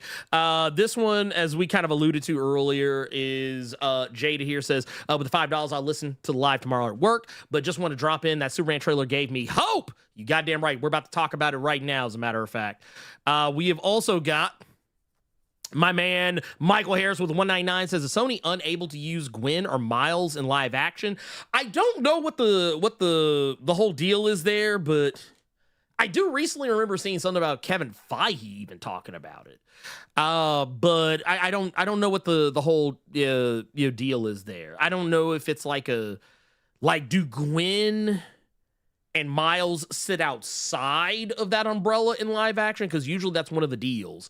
Like sometimes you might have the rights to do one thing, but you might not have the rights to do like another thing. That could potentially be what it is. And then we also got my man's Monumental Comics out here with the $2 says the Kraven cut, baby. Hey, look, don't give them any ideas. I was about to say, don't give Sony any ideas. Please don't. We've also got over on the Streamlabs side, y'all, because don't forget, man, we got the Streamlabs side. You really want to you want to support the channel, but you want to do it in the most like gangster way humanly possible. Right. Tax-free, baby. Tax-free, baby. You can hit us up on the Streamlabs side. Link is pinned at the top on both YouTube and Twitch. But Elite X1 hitting us with the $5 in the Streamlabs says Penguin was, in my opinion, one of the most perfect cases of a villain, so perfect that kept the character a really bad person. Sony's constantly feeling the need to make the villain morally ambiguous is dumb and doesn't work. Oswald showed us who he was at the end. And here's the thing, I'll take it a step further. He showed us who he was the whole time. But the thing is, people, and this is, we talked about this. Robo, you and I both talked about this in previous episodes, that we have a villain problem here in America where, and I kept seeing so many people say this, and I'm sure you probably saw it too, but like I remember the, oh God, what was it? I forget which episode, but it was whatever episode it was where we learned what happened to Penguin's brothers. And I remember Right. Yeah, I remember my wife turning and looking at me. She was like, but Oz, no, like, because she wanted to root for him. And I saw so many other people with the same reaction. Like when he did that, there were people like, man, fuck him, man. I was like, you were supposed to already be saying that. Even the stuff we've already seen him do to Victor. He's already gaslit Victor like 11 times by the time we get to find out what he did to his brothers. He's emotionally manipulated Victor. That's right. Into riding with him. Like that's one of those things when you go back and watch it a couple more times, like with the sober reality of what that show is really supposed to be. It's like you look at it, you go, oh yeah, he really wasn't that bullshit. Yeah. Like, but yeah. I'm gonna say this though. Oh yeah. One thing, and it is. I'm not gonna front. I am disagreeing on a certain level with you and Elite right now, and it is I am not a fan, and I'm not even saying this is what y'all saying, so maybe we don't disagree, but I'm not a fan of cartoon evil. I'm a bad guy. Like, yeah, you know what I mean? No, that's not what I'm asking for. So when I watched Dahmer. When we watched the Dahmer documentary-ish, right? Talking about the monster. Yeah, the one with Quicksilver. Yeah. The Fox Silver. More. That's right. Boner. Yeah, Boner. The most important character in all of WandaVision. Boner. The only character I will forget about Wanda and Vision both before I forget about Boner. And that's how hurt I was. But a lot of people, I heard this a lot, where they said, fuck that show. Like, why are they trying to humanize Jeffrey Dahmer? Right? He preyed on queer folk and black folks and you know what I mean? Like, why are you trying to? And I said, he's a human being. You know, that he's not. I'm glad he's dead. And matter of fact, not only am I glad he's dead, I'm glad that he died the way he died. I hope he suffered. I hope he got his. I hope he didn't die right away. But that doesn't mean that to show how fucked his life was, you know, as a child, for you to go, damn, you know, this is the analogy I gave. This is the analogy I gave. I said, I want you to imagine a pit bull, and I want you to imagine that a pit bull completely ravages and kills a baby unprovoked at whatever, right? Of course you put the pit bull down. Of course. Easy. Right. You know what I mean? But when you find out that the pit bull was fought its whole life, you know what I mean? That has been in a cage and it was a rescue and then he was just abused. It was like, then it starts to make sense. Damn, maybe if they had known, how fucked it was. So when we make villains that are like, that is great writing to me. The idea that people started to connect with Penguin, to me, was less about media literacy and more about how fucking good that writing was. Yes, so good to where you're right. You are correct to say that, boom, you're going to find out. We're going to make it seem like, was it on purpose or was it an accident? We're going to make you wonder. But you should, like you said, you should already know, but But listen, but look, he's trying to take care of his mom. Mm-hmm. He's trying to take care of his mom. And so they spoon feed you, and each spoon is a little bit bigger and bigger and bigger of the truth. Yeah. And the second to biggest truth was when he was going to let his mom's fingers get cut off before telling the truth. Yeah. He was committed. If you didn't know before, right? Yeah.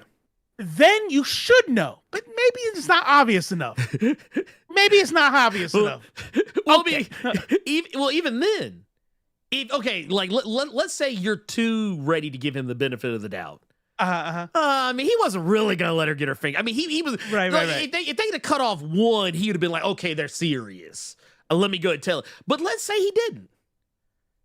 So when she made him promise to kill her if she ever didn't do it, like when she had a stroke and was like, because she said she didn't want to be a vegetable, and when he parked her ass right in front of the window, and you see her like fucking crying because she wants to fucking die. Yeah, because she's trapped in her body. Yes. Dude, there are still people out there like, yeah, man, that's my boy though. I mean, yeah. But here, let me tell you though. Yeah. When I look at stuff like that, mm-hmm. I don't think like, oh, that's ambiguous. That is fucked. But you know what else you can do is it's this. It's that's how much he loves his mom, man. You're asking him to kill his mom. That's fucking crazy, right? Okay. All right, I give that. Hey, me and you both would. Obviously, we're not gonna let our parents suffer like that, right? No, of course not. But I can still try to be like, ah. And then the writers are, okay, just in case you missed all of that. You remember that kid, Victor? Let's go on to this next scene. You're like, I'm gonna fucking kill you. I do love you though. You know, he's with his hands. Didn't shoot him in the back. Nope. Didn't stab him. Nope. Didn't fucking make his car explode, right? Because we don't even get to see him die. We're gonna watch that motherfucker die. We're gonna watch him in his face, and Penguin's gonna do it with his bare fucking hands. Oh yeah, and you know how he's gonna squeeze him to his chest like a hug, because that's how much like he thought he was loved that way. So I'm gonna kill you with a hug. I'm gonna hold you close to my heart, and you're gonna watch that shit, and you're gonna go, please tell me you get it now, okay? Yeah. Can we? Well, it's like The Boys. It's just like with The Boys. It took them not being subtle about like what these characters represent before people started really paying attention. And that's kind of my thing. Like, I don't think that like, okay, if you make a villain movie, I don't think the villain has to, or the villain who in this case is a villain protagonist, I don't think they have to be a goody two shoes. I don't think they have to be comically evil either. I think that you should, just like with Penguin, make them still be bad, but make them likable enough that at least you like them more than the people they're up against. They're like their antagonists. But the problem with Kraven was that they legit were not trying to make you believe that Kraven was a bad guy. They legit were trying they were just to gonna make a new character.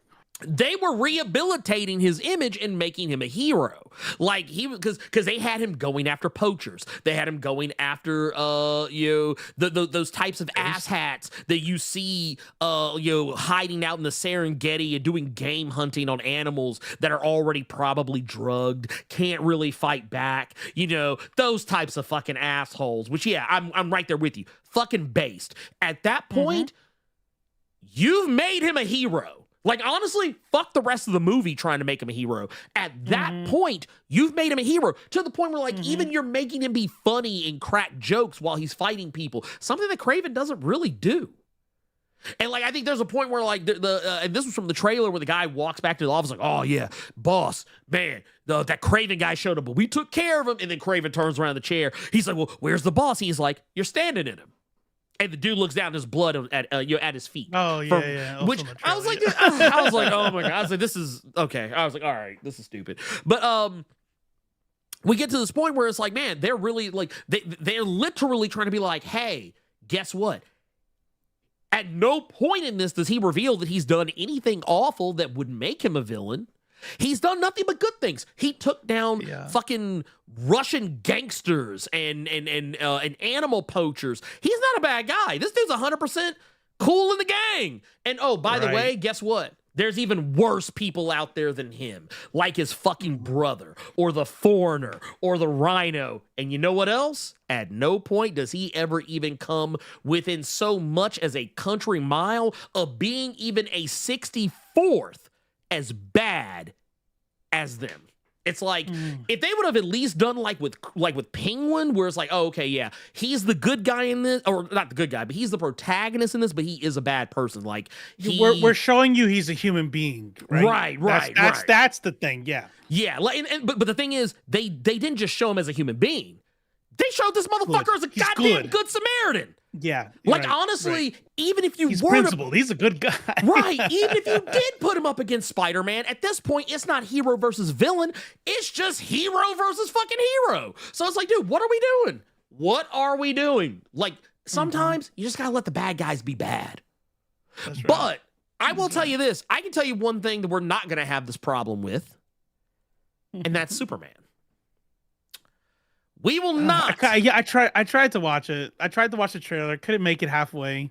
Oh, like, it was so bright, and I was like, oh man, bro. Everything was going so fast. I couldn't even pay attention. Oh man, dude. You know what? I didn't see Henry Cavill. I didn't see Henry Cavill at all. And if I don't see Henry Cavill, I don't see Superman. Yeah, you know what I mean. So I don't know who that other guy was. But... Look. Hashtag not my Superman. Or wait, correction. Hashtag my Superman. Yeah. For now. Actually, here, let me fix that. We'll see. Wait. Dot. Probably. Maybe. Probably that's gonna be the that's gonna be the that's it that's it. Boom. Yeah, maybe we do keep the lower third for gags like that. I don't know. But anyway, release the gun cut. Release the gun cut. Release the gun cut. Yeah. Right now. Yeah. Everybody, let's get this trending. Hey, shout out to Gavin. Shout out to Gavin Guidry out here. Probably out here drawing them comics. Love to see it. Love to see it. But no, I'm not gonna lie. I love this trailer.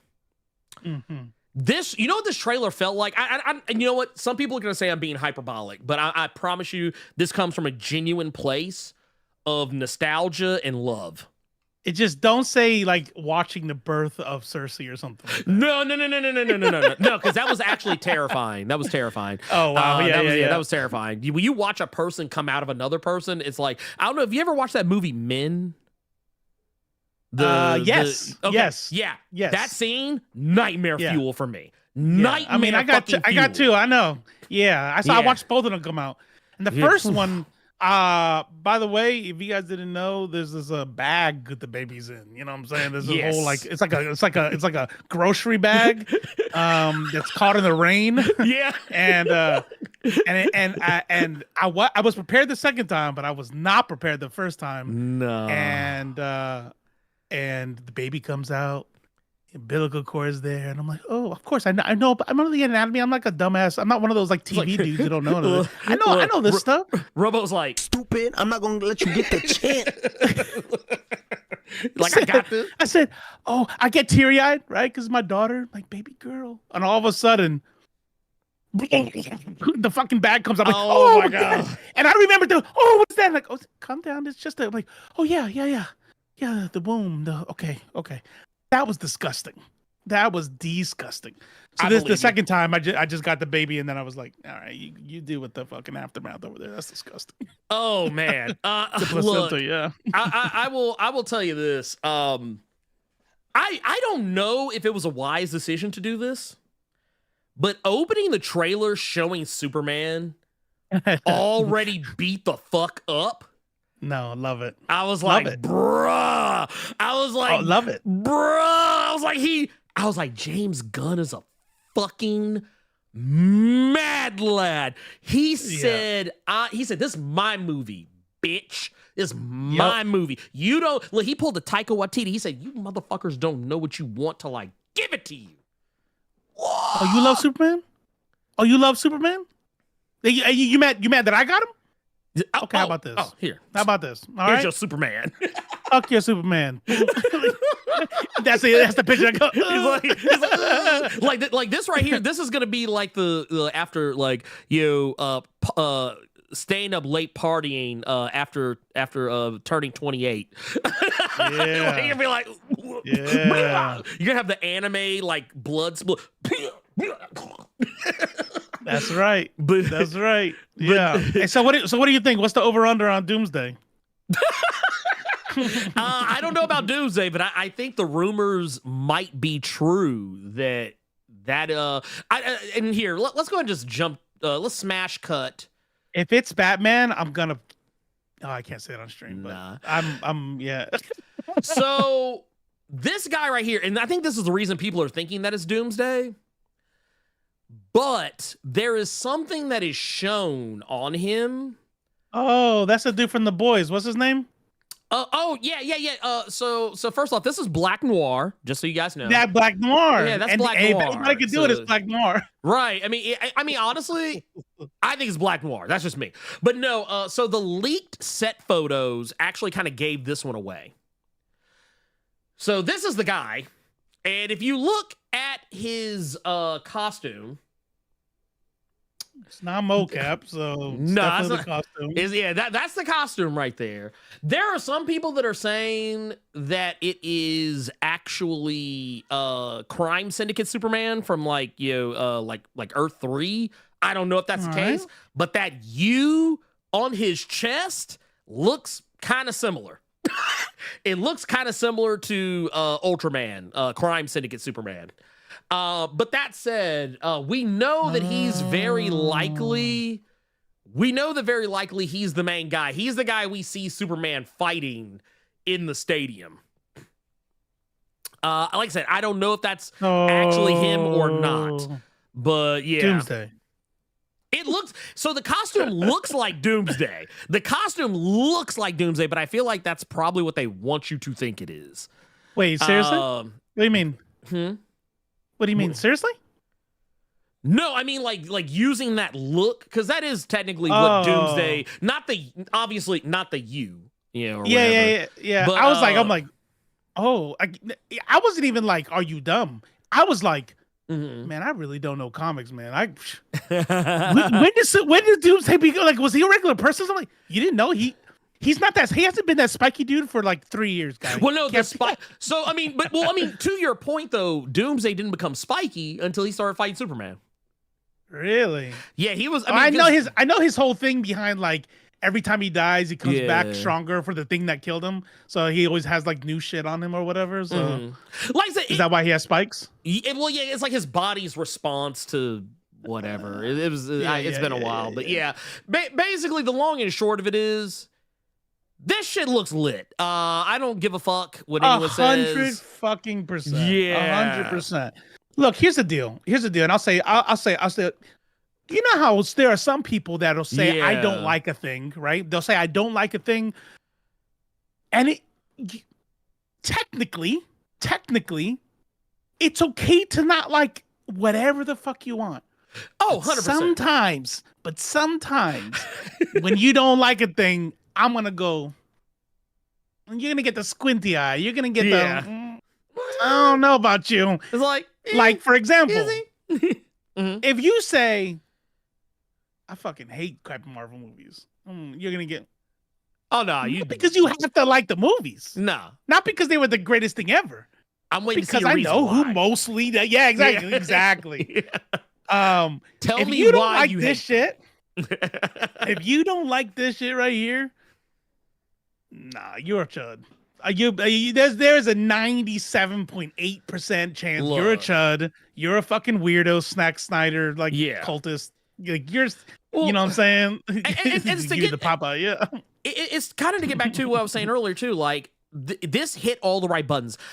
You remember 100%. Those old Christopher Reeve Superman trailers? But like, you'll believe a man can fly. I started getting that energy from this, like the whole time I'm watching the trailer and everything is happening, Superman is like in various different situations. I will say off rip, I kind of agree with some people. I was really hoping that some of the shots that we saw of Superman when he's in Clark Kent mode, like where he's got the hair like this, I don't like that shit. That shit looks stupid. It looks like a bad wig. However, I don't care about the Clark Kent part of it. Now let me ask you. I care everybody's about saying Superman. Uh-huh. Everybody's saying that. Yeah. Are they black? Honestly, I feel like I feel like there's no demographic on that one. I don't know. Because I feel like that's like every white dude's haircut though. Well, okay. So here's the thing. It's not to say that, like, okay, I'll put it like this. It's not to say that if I saw a white guy walking around with this haircut, because God knows I have. However, here's the thing I think we have. And this is where I'm going to kind of push back on myself. You are right. This is a bog. So here, let me zoom this in so y'all understand what I'm saying here. Let's enhance. Can we enhance? Let's enhance. Okay, this is a bog standard white man's haircut. This is like number 3 at Supercuts. So I'm gonna keep it a buck with you. It's not that I think it's a bad haircut. It's that it's not what I imagined for Superman. Now that said, is it because you want the curly? You want like the professional like come over? I feel like it should be a little bit neater. I feel like it should be like, not saying that it needs to be a comb over, not saying that he needs to even have the curl. I feel like Henry Cavill had the better Superman do. Let's put it like as far as, not as far as like in the super suit, but I mean just in like Clark mode. And what's even crazier is this haircut ain't that far from what he had. It's just that Cavill's was neater. It wasn't as his looks like he just got out of bed. Which that and here, I'll totally cop to this. If the setup for this shot is that he was late to work because he woke up too late and didn't have time to do his hair, I'll ride with that. Like if there's an in universal, because the reason why I say it is because like you go here and it's like, dude, his hair's fine. Hair's fine. So that's the thing though. That's exactly my point. I'm glad you did that scene because I think it makes more sense. By the way, he hit me with that shit. It's on site. Oh yeah. Oh no, I reposted Frankie's thing. She said if somebody hits me in the head with that thing, I'm going full plutonian. From Irredeemable. I'm like, yeah, 100%. Oh no, it's there's no way. It is on and popping the second that can hit the back of my head. Like because there's no way you're stopping the.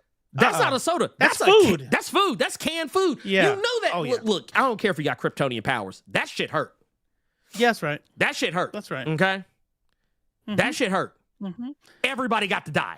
I apologize for anybody. You know what? Nah, because I'm a good guy, right? I'm a good guy. So I'm not trying to be like Plutonian and all them, right? Yeah. But I am going to throw that motherfucker like 80 feet in the air. He's gonna die, but I don't want to kill everyone behind him. Look at this guy. Look at this guy's hand though. Yeah. Look at that. Yeah. Look at his face. You know he says the hard R. That dude says the hard R. He said, and this guy right here, I guarantee you this is he got a Blacks for Trump shirt. I guarantee you. Dude, that guy, the white dude says the hard R, and then the black guy says, it's just a word. It's just a word. He's like, I don't understand. He's like, I don't understand why everybody's all mad. Systemic racism ain't real. Yeah. Systemic racism, man. And then this guy, this guy right here. Yeah, man, he's right. Systemic racism isn't real. Black people just need to pull themselves up by their bootstraps and stop complaining.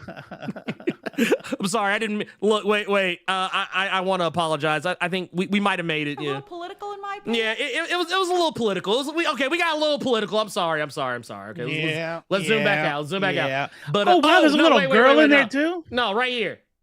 Oh, you know she done called Kamala Harris stupid. So now, oh, okay. I thought you were going to scroll down a little bit. I mean, right there. Right here. Let me tell you something. we're yeeting the original white dude who says the hard R. We're yeeting the dude who says, "No, it's fine. I know you're not talking about me. It's just a word." And these two hate crime immediately. Just they're gone. Oh yeah, they're gone. Well, look at that. Look at that. Everybody got to go. Everybody has to go. But now, does anybody else? Everybody cool now? Okay. Yeah, like y'all Sorry good? you have to do that. See Y'all what you guys made me do? You're like, all right. I did this for you. I want you to know it's because I did this with love. Look, this would be me after. It's like, look, man, I gave him a chance. Yeah. I gave him a chance. Why do they make me do this? Why y'all don't act right? Why y'all don't act right? But no, here's the thing. I think that this movie, like, once again, it's just because I saw some people. I posted something on Threads the other day, talking about this movie, and there were some people who gave me some pushback that I felt was like so weird. Like, here, I'm gonna pull this thread up that I posted. I basically said to the tune of. Or let's look at the original post. This cat said, "I'm going to keep it real for some of y'all. If you are a Superman fan who is attacking or dragging others for being excited for the Superman movie, you are not a real Superman fan. Simple as that. Let people be excited about a new era of the DC universe." And my response was, I don't even fuck with Superman that heavy. And I'm excited. I was like, folks need to stop hating. Well, there were people who replied to that and were like, imagine calling out. Yeah, they're like, imagine calling out other people for hating, but you're just sitting here just shilling for it. I was like, I'm not shilling for it. I just said I'm excited.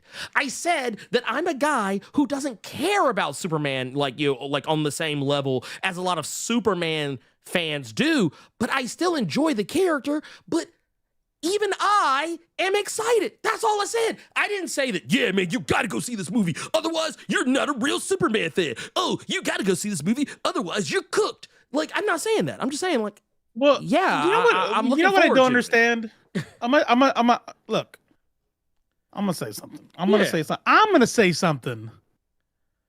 Whatever, but so brave. Okay?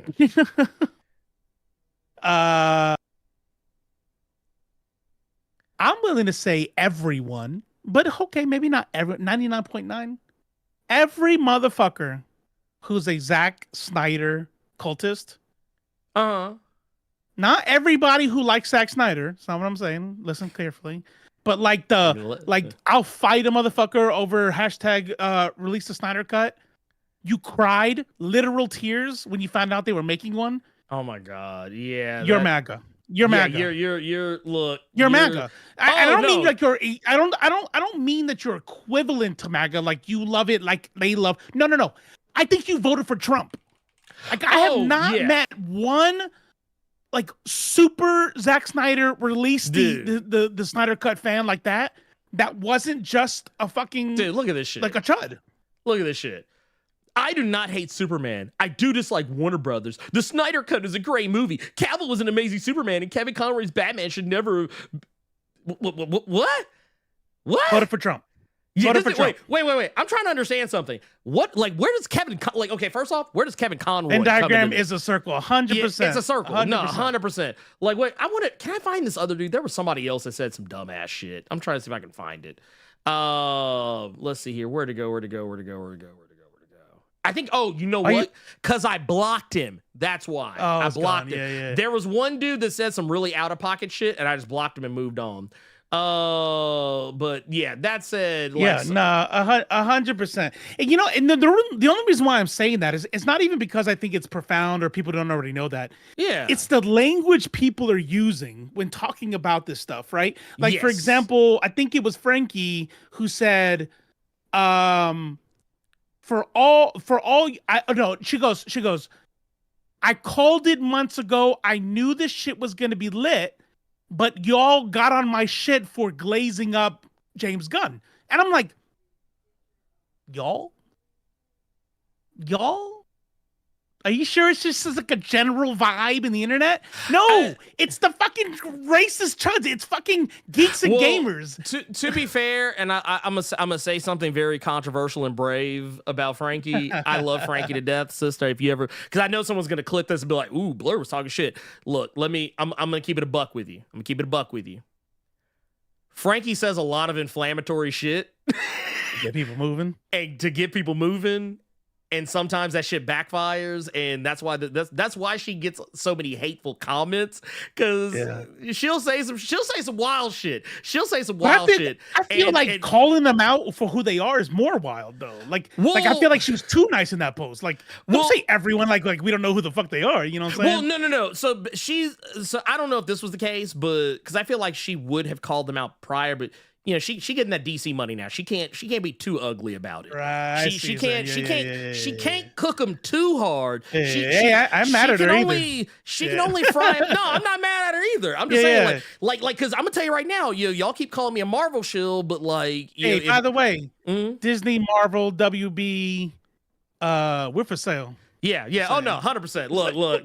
Let me tell you something. Because I'm nerds and culture. You know. Look. Y'all sitting here talking about some Blerd sold out. Look. No. I did not sell out. Thank you very much kindly. I sold for the right price. I sold in. I sold it. Yes. Let me tell you something. If you give me some shill money, my local DSA chapters is eating my you want to become a socialist politician? I got you. You got my donations. Right. I could do something with money. You know what I'm saying? Oh, and it's 100%. not just gonna get dumped into boats and cars. Yeah. Some of it will probably get dumped into boats and cars, but we're gonna do something good with this shit. Yeah, no, I'm not gonna be sitting up here like, you're not gonna see me. I saw somebody bring up TYT. Yeah, you're not gonna see me like going full Karen Kasparian. You're not gonna see. You're not gonna see where like, oh man, suddenly Blerd Without Fear is retweeting and quote tweeting Nerdrotic and Geeks and Gamers and full on capitalist. And Young Rippa and talking about how like, man, they're making some points. Man, they're making some really good points here. Man, you know what? Yeah, dude, you woke ass. Look, I tell you what. The moment that this clip, it's woke, becomes me saying it's woke like that, like as a pejorative, that's how you know that the Blerd Without Fear has finally sold out. Yeah, but here's the thing, though. Here's the thing. If you ever hear us say that, where we're like on that shit, I want you to know something, right? We're just gonna say it ahead of time, just in case, right? I'll write it down. It'll be like a code word, right? We'll wink twice or something. If we ever do that, and I give the code, I want you to be happy for us. Yes, because whatever amount we're getting is so much that we were willing to sell our soul. Yeah. But I mean, it's money, it's like whatever. Oh yeah. Oh no. People are gonna eat, you know what I mean? Wherever I live, the shelter, all kinds of stuff. People are eating, but I got paid. Look, let me tell you something. They're like, man, Blerd, you changed. Goddamn right. I changed my address. Yeah. I changed what car I drive. I changed my tax bracket. I changed look, I don't even look. Fast food? Please. I got a Benihana in the other room, man. Don't fuck with me. Yeah. Don't fuck with me. Yeah, I got a chef. I got a personal chef, man. That's a live-in chef. Yeah, live-in chef. A little, yeah. Yeah, I'm like Tyrese right now. I'm like, man, I got a full fucking service restaurant in like inside the house. Is it 2024 and everything's electronic and we could just have like an intercom system? Yes. Yeah. But I still have a little rope that rings a bell, a real bell. And Wait a minute. Yes, sir. Wait, I got a dumb waiter I got a dumb waiter. I don't mean like my waiter is dumb, but I mean like I got No, the actual yeah, thing yeah. where you're like, Yep. And I gotta go. It's not electronic. yeah. When they built the house, they're like, no, they make electric ones. Nah. I want it by a rope. God damn it. Yeah. Neuro said Blerd without integrity. Cypher said Blerd without struggle. There you go. That's the one. Yeah, Look, see? That's it. That's the one. That's Print the one. That's the right answer. Chris said, well, how much is a soul worth? Easy. I don't believe in souls. Right? Done. Answered. Look. They are who we thought And they answered. were. And we let them off the hook. That would be me. Y'all, that's how y'all would be with me. Like, man, They are who we thought they were.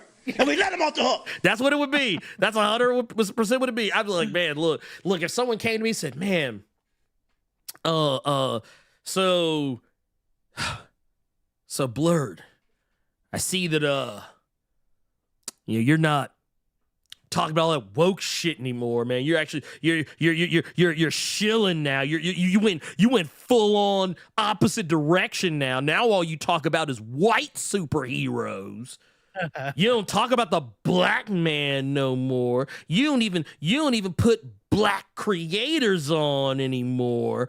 I'd be like, I mean, they're doing that now. So yeah. I've been saying they're doing it now. But here's the thing though. But if it were actually for real, I would legit turn around and just be like,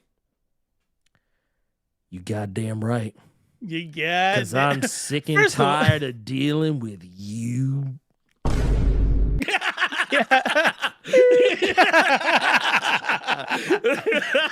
Look, let's be real though, okay? Let's be real. If they picked either one of the shows up, if they picked either one of the, damn well that show would be tokenized like a motherfucker. Bruh, you already know. And in a way, it's a silver lining because they're gonna token the show and they're gonna push every black creator and be like, oh, a new black artist. Like, well, we know what show they're going on, right? Because well, no. Here's the way. Hollywood Blerd. Look, I can already hear the NWO. Look, be coming in like. I'm gonna have like the black and white feather boa. I'm gonna have like what I'm gonna do. I'm gonna dye just the mustache blonde. It just it's gonna be blonde, and everything else will be black. Black.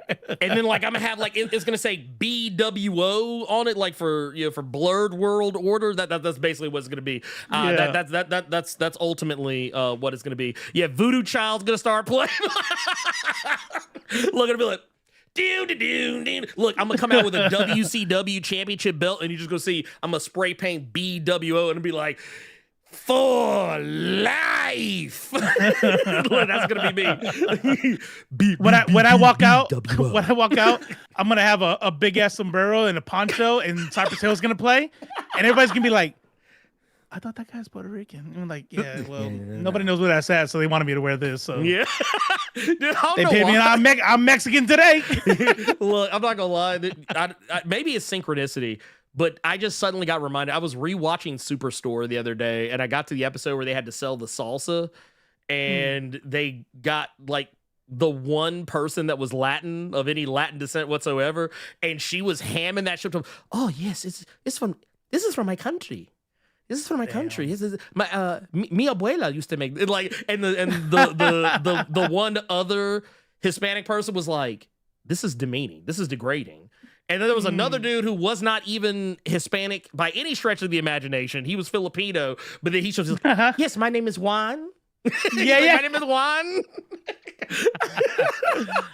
I was like, bruh, stop. I was like, y'all killing me. But no, to get us back on track, because I know we kind of jumped out. I gotta talk about the rest of this trailer because, I mean, I'm sorry, this shit's lit. Okay. Like, this shit right here. If this is not a proof right here, dude, when he comes in, and I want to point out something. I don't know if anyone caught this. When he zooms in, look how he is zooming in to take care of her. Like he comes in, he immediately grabs her, pushes it down, tucks her. He's giving her head support, but also making sure that he's covering her from every angle so that there is no way humanly possible that one of these beams is like right here. Look at that shit. I was like, bruh. I was like, that's Superman. I was like, that is Superman. 110 million%. You cannot convince me otherwise. This is Superman. God damn it. Actually, I'm gonna disagree. Superman would not have given one fuck about that girl, and would not be letting the bad guy get away. They'd be destroying the whole fucking city, fighting the bad guy as this girl becomes a red smear on the concrete. That's what Superman does. That's what my Superman would do. Yeah, that's what Henry Cavill would have done. But anyway, hey, I'm just saying, man. Henry Cavill, this little girl would have been dead. She'd have been gone. She would have been. That's okay because he would have flew to the Mars or something and got all like sulky and like, I killed so many people. I can't be around anymore. He's like, I had to kill Zod. Yeah. You're like, oh my God, get the fuck out of my face with that shit. Anyway, but no, we also get to see a lot of other really cool stuff in this too. I mean, first off, can we talk about the best boy? Because it actually gets us to this super chat. The best part. Dude. So look, if you're a dog person, if you're a small dog person like me, this is S tier shit. Oh yeah, because I didn't get it at first. Right? I heard the whistle. I'm sure everybody knew exactly what was going on. But I whistle. What the fuck is he doing? Like, is it supposed to be? And all of a sudden, I see the and then as soon as I saw the snow popping, like, you know, because it's running, I was like, oh no, it's the puppers. Oh yeah, no, it was like, dude, I was like, bruh, I was like, that's my dog. That's my dog. Oh, that's so fucking cool. Anyway, sorry, I got excited. Nothing can happen to that dog. Nothing can happen to that dog. No. Okay, first off, that's what makes it so great because it's a fucking invincible super dog and like nobody can fucking hurt that dog. Oh yeah, because that was the thing I was kind of concerned about because I think I didn't watch all of the Superman and Lois finale because I was behind by like at least 2 seasons. Yeah, I think I was behind like at least about a couple of seasons. So like when everybody was talking about the Doomsday fight, I just watched the fight. I didn't watch anything else. But I remember someone actually saying that Krypto showed up in that show, but he wasn't a super dog. He was just a regular ass fucking dog that Clark found. That's what I heard, at least. But that's why, and this is why I love that what James Gunn is doing here, because James Gunn understands this is a comic book adaptation. He is not going to skimp on the stuff. He says, hey, look, the movie's supposed to have a dog that's super. Okay, any other director probably would have been like, okay, so look, I don't really know if anyone's going to actually believe that, you know, that this dog is actually super. So look, here's what we're going to do. We're actually not going to do Krypto as a Kryptonian dog. Here's what we're going to do. We're going to just make him, he's going to be a regular dog. He'd be a regular dog. Clark finds him at the pound. He's probably about to be put down or something. That'll help us get sympathy, you know, with the dog lovers in the audience.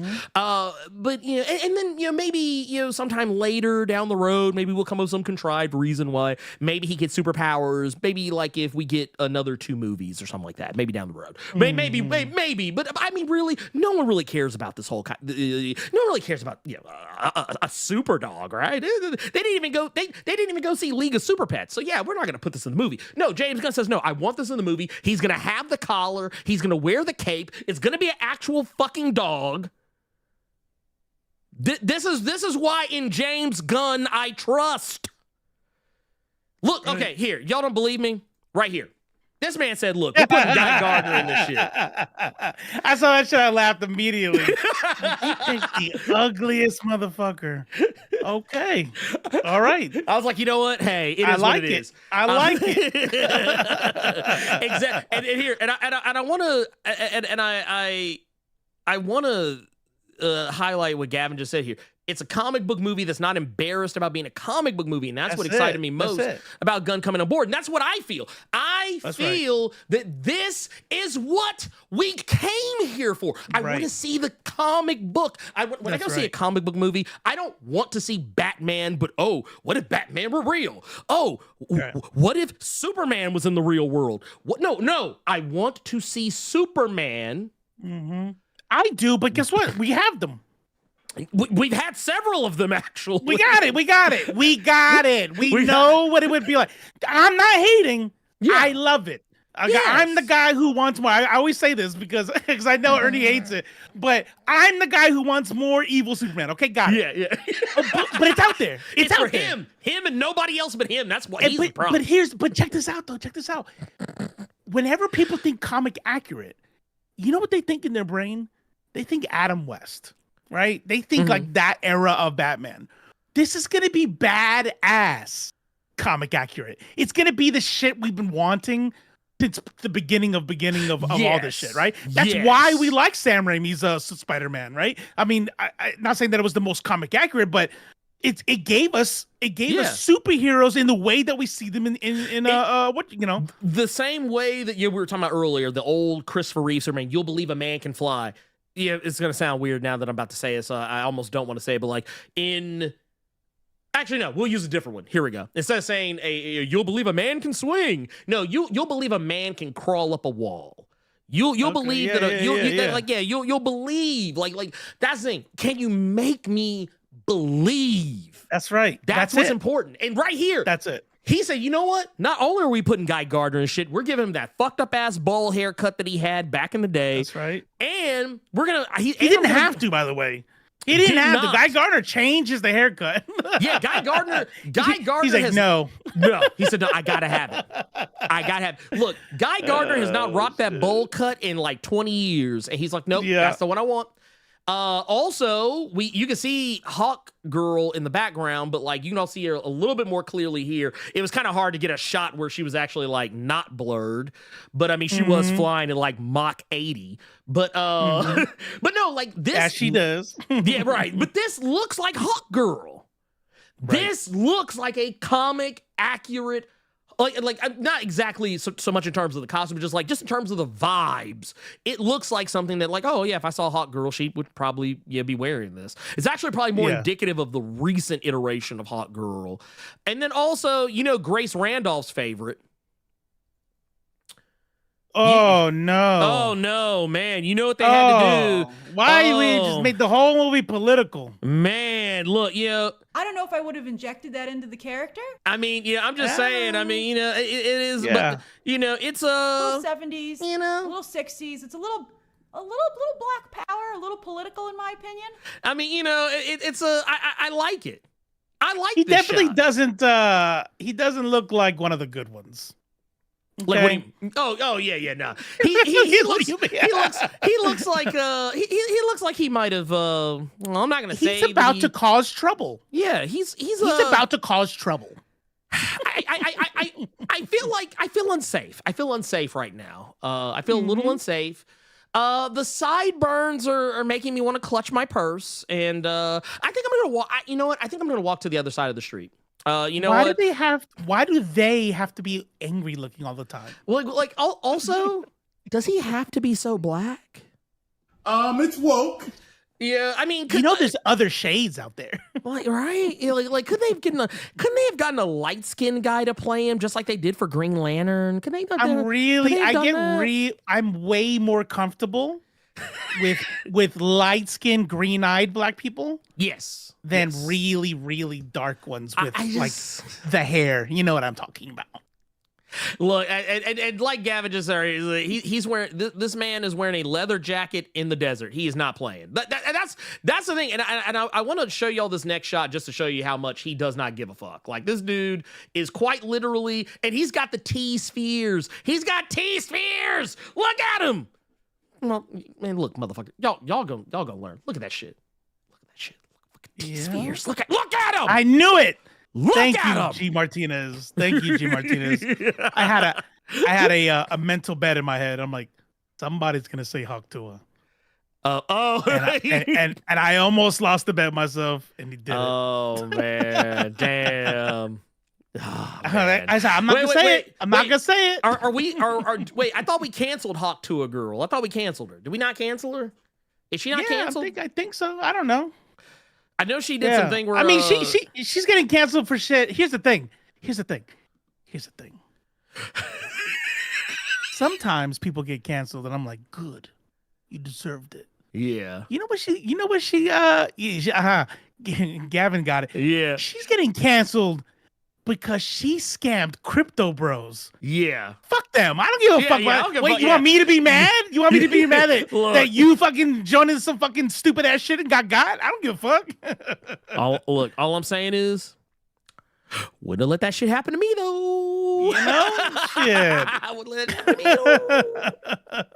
But no, hey, I like this too here, right here. Here's the most important part. He is not doing cornrows and an afro. There you go. That's to me. That was the most important part because some of you may remember how I felt about the Arrowverse version of Mr. Terrific, where like motherfucker would literally be walking around with a whole ass afro and then be like, "Hey, we got to go run and stop Prometheus or somebody," and like 2 seconds later, this motherfucker's got full cornrows. I was like, first off, it takes way too long to do cornrows. So this motherfucker do cornrows. Yeah, maybe there was a speedster who knows how to do cornrows. Man, can you imagine bleeding? Scalps all bleeding. I'm just, dude, that motherfucker shit would be tore off. But no, I gotta say, I like what I'm seeing from this. I like the fact that, once again, I remember people were roasting the fuck out of is it Nicholas Hoult? Who plays Lex Luthor, because there were the set photos that leaked. Oh, right. Where you could tell he was. When are we gonna stop doing that? When are people gonna fucking figure out what post-production means? I don't like. How do these people? Like remember know. the thing what happened with the Daredevil and Wolverine? Like, are you stupid? Are you dumb? Like this is what people were mad about, because like you could tell that it was a bald cap. Yeah, and that's exactly how it's gonna be post-production. Yeah, exactly like that. It's gonna be CG, dude. They're gonna go back. They're gonna clean it up. Matter of fact, because you look like here, it's like you can't tell. No, like you can't tell. Yeah, like it's not obvious at all in this shot that he's wearing a bald cap, and that's what I keep trying to tell folks. Like, dude, it's not what you think it is. Like, here's this little thing called movie magic. You know what though? I'm gonna say something. Go ahead, shoot. I don't think people need to be putting their health at risk. Yeah. But if you are an actor and I'm paying you $1 bajillion, you shaving your fucking head. Oh yeah, you're shaving your head, homie. Well, I will say this. Here's the one area where I will let it go, because I do remember I was watching this one video. There was a oh man, I forget who it was, but oh no, I remember. Did you ever watch? You watched Pitch Black, right? Vin Diesel. Vin Diesel, yeah, Riddick, yeah. So, do you remember Jack, the little girl that was pretending to be a little boy, that was getting on everybody's nerves and everything, and ended up like idolizing Riddick? So we'll pretend I do. Okay, well, that actress was a model, and she actually, I think I remember her talking about this in like an interview somewhere, but she was talking about how that, like, I think she did actually shave her head for that role, but like it caused problems for her because she had like modeling contracts that were like, hey, you can't shave your head, or you like they usually like a lot of times like studios kind of the same thing that happened with Henry Cavill. Like he had a contract that he could not shave that fucking ugly ass mustache off. But with exceptions, I mean, like we're saying all this shit, right? And Christian Bale's over there like this. Yeah. You know, like get the fuck out of here. Christian Bale's out here like gaining 300 pounds, losing 60. And like, hey, can you do me a favor? I'm method acting, so I'm gonna die. I just need you to bring me back. Okay. Yeah. So I need to know what it's like, you know?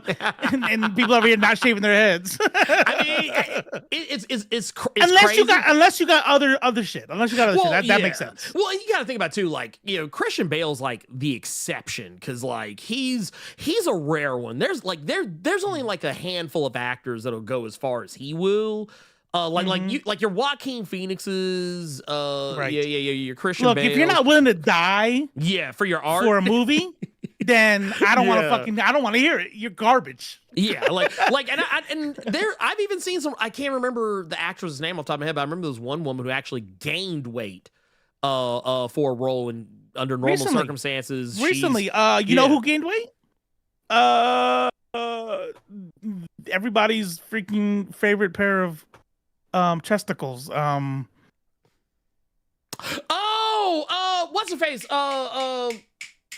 Oh my God! Why am I blanking on this poor woman's name? There we go. Brandon Fraser? Nope. Sydney Sweeney. Yeah. Sydney Sweeney. Yeah. I remember hearing about. I was like, why are people mad at Sydney Sweeney? And then I looked it up. I was like, oh, okay. Yeah, but even tell me why the fuck are you mad at Sydney Sweeney? Who did she? Are you mad she gained weight for a role? Like, why would that piss you off, you fucking weirdo? Well, it's the same people. It's the same people that are mad about titties in video games. Like, it's the same. That Venn diagram is also a circle. Like, it's not gonna lie. I blame Elite X1 for this because he asked me and Robo about an episode where we were going in on that idiot Grums. And I actually went back and watched that episode, and man, I'm not gonna lie, I feel bad about some of the things I laughed at in that episode. However, all these people put themselves out here, so I did not feel bad about it as much as I probably normally would have. But what was it, like the guy that was sticking the Mai Shiranui figure in his mouth in his testimonial for why he signed the change.org petition for Stellar Blade, or the one dude that looked like he looked like post just got out of prison Harry Potter, trying to talk about, oh, would an incel have a gym in his garage like this? Oh shit, yeah. Would an incel? I'm not gonna lie, I could not remember. I get it. I remember like what we were bitching about, but it was like, and then you brought it all back. You brought me to the garage. It's weird. My memory works in strange ways. Sometimes shit like that just sticks out to me. I don't know. Yeah, but oh, that was the other one. Viola Davis. Viola Davis. Yes, she did. She gained weight for Ma Rainey's Black Bottom. Yep, she. Really? Or actually, that wasn't the one I meant to hit, but whatever. Went back to that.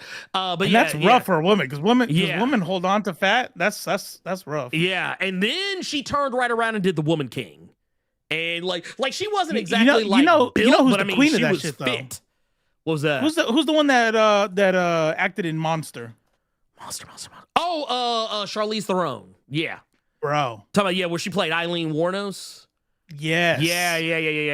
Yeah, she's shit was wild. She was one of the other ones I was actually thinking about when I was trying to think about actors who will, because Gary Oldman will do it too. Willem Dafoe will also go to some pretty, and I saw somebody bring up Tom Cruise will not do anything to change his personal appearance, but he will do stunts that he has no fucking right doing, like stunts where you're like, dude, you could die doing this. You can, but his thetan levels are pretty fucking high. So he'd be fun. He has like a 19-20 dexterity, something like that. Yeah, he's good. Yeah, and he has a belt. His thetan levels are off the chart. Oh yeah, no, he has a belt of displacer beast agility too. So I mean, he's not. He's good. He'll always land on his feet.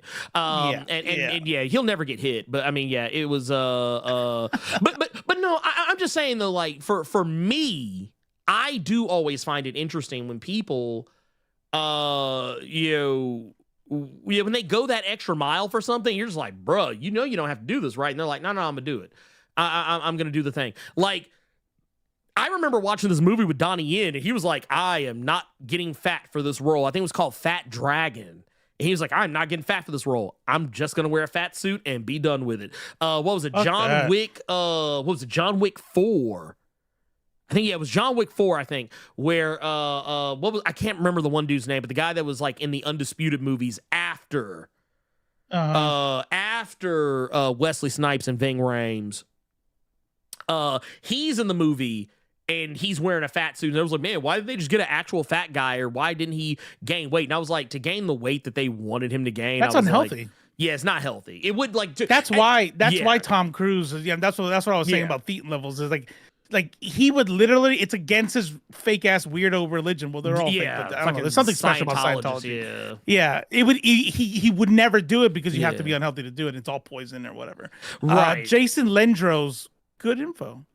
What's that? good info. The Lex Luthor dude was Nicholas Hoult, actually shaved his head when he got the role. And since most of the movie was shot in the studio, could be reason for the cap in the set. Oh, yeah, all right.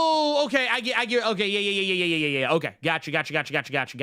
He's back. He's back on the good boy list. Yeah. He's back on the good boy list. Well, and I think and that's something I think that actually is worth noting, is that sometimes that shit happens where, okay, case in point, as we were talking about earlier with Henry Cavill, the reason why it was, we had Mustache Gate was because of the reshoots for Justice League. Because by the time he had already wrapped all this shit, grown it out, yeah, so they had to go do reshoots, and those reshoots are like, oh well, shit, he can't shave the mustache. So could you imagine, dude? That just had. You know what wild. I found kind of fucked up about the whole thing though? Mm-hmm. Like I remember thinking about this, and I'm like, bro, it's 2024. Oh yeah. It's 2024, and movie magic prosthetics and shit. How much money do you think a perfect looking, like custom, right? Send it to like movie magic experts. Right. Here's what my mustache looks like. Put on a fake mustache. How much money do you think it'd be made to make a fake mustache for him to wear for a movie, and versus CGI it and actually fuck up the movie because it looks like shit? You know what I mean? Well, no. Here's the thing that's wild about that is like Paramount was the one that was actually like holding Cavill's feet to the fire to not do it. I would be so mad if I was the Warner Brothers people. I'm like, oh yeah, I'll pay for the fake mustache. I will pay for a $50,000 mustache to be made. Like, are you fucking kidding me right now? Because I bet you that was like a cool mill just to fucking CGI out the mustache. Scott Easy. Adkins, thank you, K.O. Joe, thank you. The guy I was talking about who wore the fat suit in John Wick. Got it. I couldn't remember his name. Saved my life. But no, and Gavin's right. The studio, it was Paramount that was the reason. But the thing is, and I remember they tried to say that, oh, it's integral to the character of that he played in Mission Impossible Fallout, I believe it was. But here's the thing. I honestly don't remember anything about his mustache other than the fact that I remember there's a scene where he's walking up doing like he's cocking his arms, like he's like he's fucking Kratos with the goddamn lion gauntlets on or some shit. And his mustache seems to grow thicker as he gets closer to the camera. Like, I don't mean because of perspective, but it sounds like they did something weird with his mustache, like in post. And it's like, by the way, $3 million. For what? $3 million to CGI out Henry Cavill's. Wait a minute. Million. See, I want to run it back. Run it back real quick because I need to make something very clear to y'all that I feel like y'all don't understand. I need to make something incredibly clear in case anyone doesn't get it. That's $3 million right there. $3 million. That is the calculated visual effects budget to get rid of the look at that. Oh, look at that. $3 million. It looked like, who was that actor that played a Hellboy in Sons of Anarchy? Oh yeah. Look like Ron Perlman. Yeah. Wait, for $3 million, you too can have this weird ass face. Yeah. Like the whole time, I'm just like, bro, why? Yeah, why? Why? Like, hey, but I'll give you $1.5 million to make a fake mustache. It's like, bro, please. I'm like, no. Look, I want that shit to be real. No, I'm gonna look. I don't know if anybody else. I don't know if anybody else is willing to say the thing. I don't know if anybody else is willing to hold DC. Well, I mean, really, it's more Paramount's fault than it is anything else. But I can just say it right now: whoever did the CG on this musty ash that we got popping off right here. Whoever did this, I'm gonna tell you right now, fired. Look, you raggedy bitch. You are a raggedy bitch. Oh no, hell no. They did that shit. You know what they did? They did that shit with frame by frame. Yes. They plugged it in. They didn't even use After Effects. No. They just put it in Photoshop. All right, next frame. Yeah. They did the clone Dude, tool. just look at this shit. Look at this. Look at this shit. Meanwhile, 3 million meanwhile, people starving all over the world. People starving in the same city. right? These motherfuckers dropping 3 million to remove a mustache. Let me tell you something. Nah, If bro. I was in charge of that shit, like if I was like God of Warner Brother, whatever the fuck, I'd be like, I'll be looking at the budget for the reshoots. Oh, like, yeah. What's this? And they'd be like, yeah, it's for the mustache. Like he can. It's contractual. Okay, well, our Superman has a mustache. I'm like, he has a full-on fucking beard. Let's I'm fuck sorry. that shit. I'm sorry, sir. Our Superman has a beard. Get the fuck out of my office. And if you ever come to me with that shit again, I will fucking kill you. It's like, look, wait a minute. Wait. Nah, look, I hit him with this shit. If you don't get that bullshit out of my face, bitch. That's it. Man, we will have the mustachiest Superman ever. You better not ever show me that fucking $3 million of CGI or something out. Get the fuck out of here. Look, You should have got it right the first time, Zack Snyder. right? Get the fuck out of here. Look, let me tell you something. If this is the type of shit, like if they came to me and said, "Hey, look, BWF, we know you say you didn't like the hair on Clark Kent, so we're gonna get the same people that did this to come in and fix it," I'd be like, "No. It's good. Oh, It's good. Matter of No, fact, it's good. that hair looks nice, I'm actually. like, man, dude, this is lit." My eyes were dilated that day. I didn't really see it that clear. My bad. I'm My like, bad. nah, man, dude, you know what, man? It's actually kind of lit in here, man, dude. You know what? I'm gonna do that. Nah, do that, man. actually. I think it's good. I think it's good. Someone screenshot this. I'm gonna do my hair like that later. Don't worry about it. Just keep it. Yeah. No, man, this is look. I'm telling you, I'm talking about some. Look, I wish motherfucker would come and say, "Hey, we need to." So apparently, Brian Cornsweet, he actually had to shave his head. We got to bring him in for reshoot, so we're gonna have to. But he has to be bald in the new movie, so we're gonna have to CG this mop back on his head. No, sir. No, sir. You best believe we are not doing that. I said, okay, tell you what, Superman, he's bald in this movie. He's bald. We're doing an arc where Lex Luthor gets a hold of him. See, in that gun, there's a kryptonite bullet that specifically has been modified to give Superman hair loss, and that is the story. He shoots Superman with the bullet, and Superman's hair just falls out. That's the story. We are not. Well, How how much that CG'd cost? it. How much Man, that cost? Nothing. Screenwriter, you just gonna write it in the script? How much that? I pay for. I'll go to Lowe's right now and get you some ink. Put that shit in the screen. In the screen. Look, look, man, y'all better go down to Sally's Beauty Supply and find this motherfucker a wig or something. I'm saying. But here, hold on. Check this out. Yeah. Daddy Kaiju. Snyder fans been real quiet since Rebel Moon came out. Oh, man, you must not be on Threads. You man, must not be on Threads. Nah, they Here, I'm talking gonna send about you it. something. Let me send you something on Discord real quick. Here. Real quick. And while you do that, we got a little something here. We got Vandolph the Black. I love that name. It says few feelings. Donner 1978 is the superior Superman. And Reeve does a powerful Clark Kent. Cavill never figured it out. And I will actually agree. I actually think, just real quick, I'm going to get back to the super chat. But I feel like, and some people might hate this, but I actually feel like Cavill didn't really nail the full Superman vibe. Maybe not, I'm not even talking about Clark, but just Superman himself until Justice League. And I'm not even talking about the Snyder Cut. I'm not even talking about the Snyder Cut. I'm talking about like when he showed up at the end of the movie and was talking about, man, I'm a big a big fan of truth and even in justice and all that shit. When he said that shit, I was like, okay, that's Superman now. But he says Gunn is attempting to get the hope back into not just Superman but DC itself. And that's the thing. I feel like James Gunn has done a fantastic job. At least with just the trailer. Like this, I'm gonna tell you right now, this shot right here almost took me out.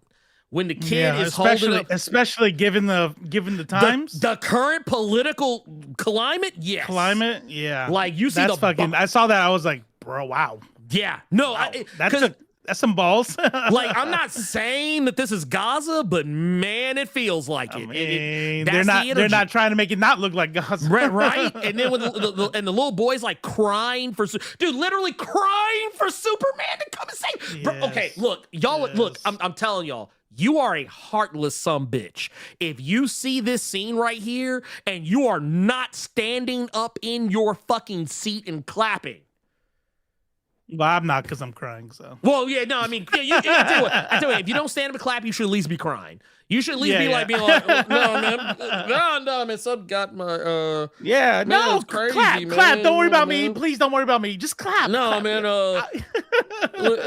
yeah, man, can I, oh, man, I gotta get up. No, man, I'm just going to the fine. bathroom. Can you stop looking at me and just fucking clap? You're making it worse.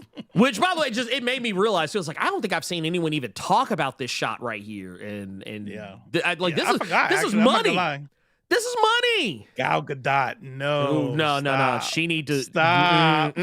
Look, Gal Gadot called for a boycott just because of this scene. Oh, look. Wait, look. I'm gonna tell you right now, Gal Gadot, stay the fuck away from this movie. I don't want to see Gal Gadot within so much as a country mile of this movie. If she look, let me tell you something right now. Everybody, right now, when it comes to Gal Gadot returning as Wonder Woman, we do not care. Yeah, get her up out of here. Get her the fuck up out of here. She's cooked. Done. But no, I guarantee you, like I know for a fact, she saw this scene right here and she got mad. I guarantee you, she saw this scene and 100%. Got angry. 100%. I guarantee a bunch of Zionists got angry. Something looking at that. Fucking I'm glad they did it. And you know what I'm gonna say? You know what I have to say to that? Message. There you go. That's the message right there. That's the message, dude. This shit right here, this shit cooked. And you know what, James? Here, let me come back. Let me, because I need you to see the look on my face. Bring it in. You bet not take this shit out the movie. Can you imagine? Oh, can you imagine? If they would do some shit like that too. Ooh, bruh, because they would do it. I'm just saying, because you look. I'm gonna take it back. I just want to take it back. This shit better stay in. Amy, you can dress it up however you want. You can say it's fucking Kondak or right. But we whatever. know. But we know. We fucking know. Okay. They'll call it Balakistan or something like that. You know, it's not even a real place. I'm like, oh no, we're gonna call it Qatari. This is what we're gonna call it. This is Qatari. Not even real. Not even real place. Not even real place. Yeah. Matter of fact, they're all Jewish. Yeah, they're all Jewish. As a matter, you know what they are?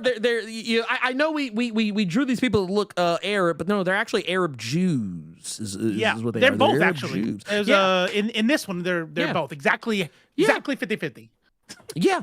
They're actually they're from a little country called Arab Jewland. And Arab Jewlanistan. Yeah, Arab Jewlanistan. Yeah, and that's where and it's the holy place, and everybody gets along, and there's no problems. Islamic or Jew, neither. They're all they're non-denominational. Actually, they're non-denominational. They're Unitarians, actually. If you can believe it, they believe in all of it. Yeah, it's crazy. Yeah, it's crazy. I'm just saying. I'm just saying. So not Gaza. Not Gaza. It's not Gaza. I'm just like, bro, what the fuck is going on here? Look, I know your name's. I know your name's Nerd Large, but you just gotta stop being a nerd for like 2 seconds. Yeah, we know. You can't be that big a nerd. Look, hey, out here ruining jokes. Actually, the Mizrahi Jews look like that. It's like we know, God damn it, we're trying to have fun here. Damn it, let us. Nerd Large was like, no, sir, I don't like it. It's like, nah, let us have fun. Let us have some goddamn fun. This shit's fucking depressing. But no, I need them to keep that. I need them to keep that shot. I need to see it. It has to happen. I'm not gonna lie. I'm calling bullshit on the whole thing. Also, I just want to put this out here. I love the fact that we're actually letting just random and weird ass fucking monsters just happen in this movie. Yeah.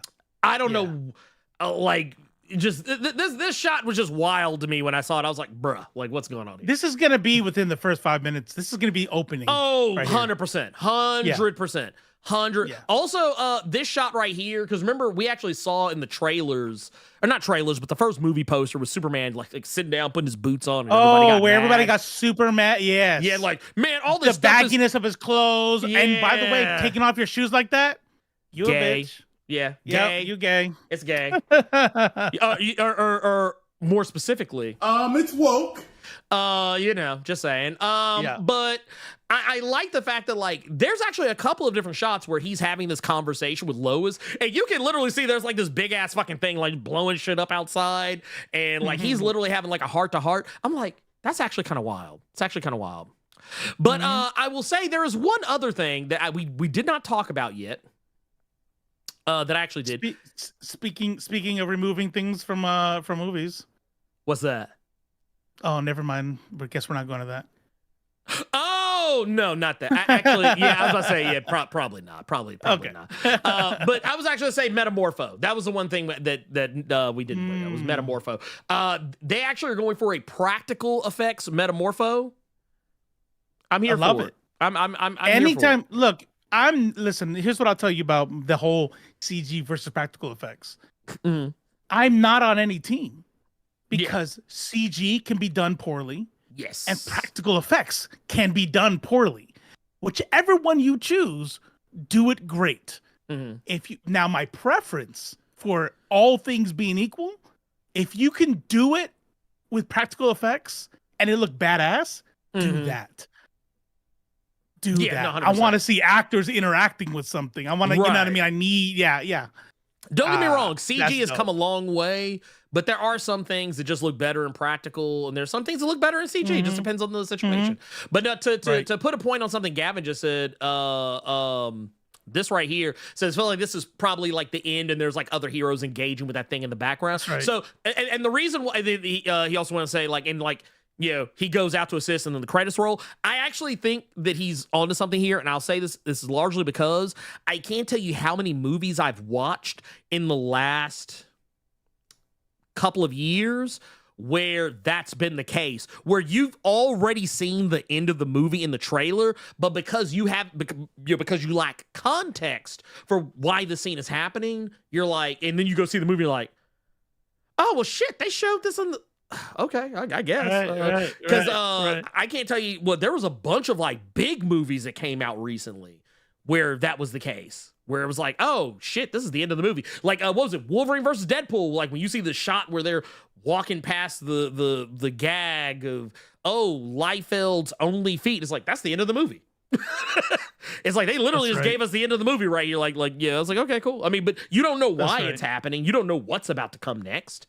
But and there's lots of other things kind of similar to that, like in some other films. But I mean, if I was Superman right there, and there was a whole ass other superheroes in Justice League, I'm like, oh man, they got this. Bro, I am talking to my lady right now. I am not the only Superman here. That is rude. I'd be like, look, man, look. This is the multiverse, man. We got Val-Zod, man. We got Superman from Earth D. We got Sunshine Superman. There's like Supergirl. There's like 2 or 3 Superboys in this bitch, and like I know Steel. And Steel 2 or somewhere around this motherfucker. Y'all like call them because I'm trying to. I'm trying to look, man. She told me she's mad at me. You know how that shit is. Yeah. Look. She says she was ready. Man, okay, look. I'm just trying. She said it's when she said she's ovulating. We only got 30 to 45 minutes to get it in because we're trying to make Superboy. Man. You know what I'm saying? Right. By the way, that reminds me.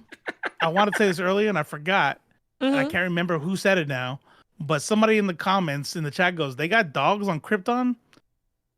Homeskill it.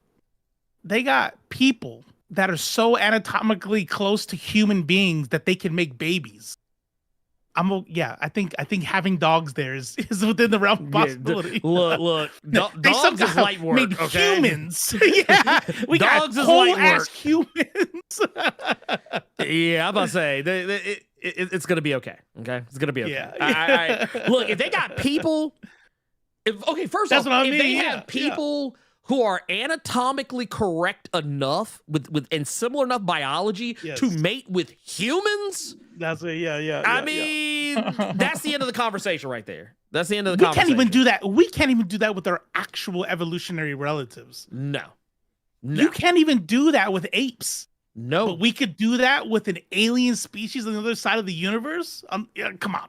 Not even in our same galaxy. Look, I'm just saying. They got dogs.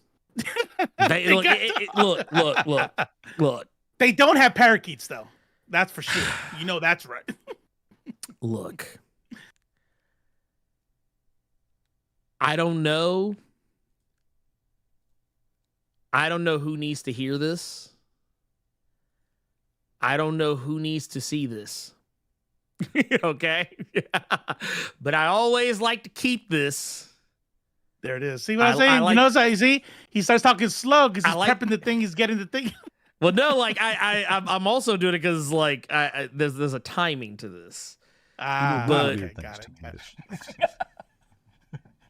Is it? And none of this is real. There you go. People, but none of it is real. None of it is real, okay? None of this is real. I didn't have it in the dropper, so I had to like do it manually. But no, I'm gonna be annoying. Go ahead, shoot.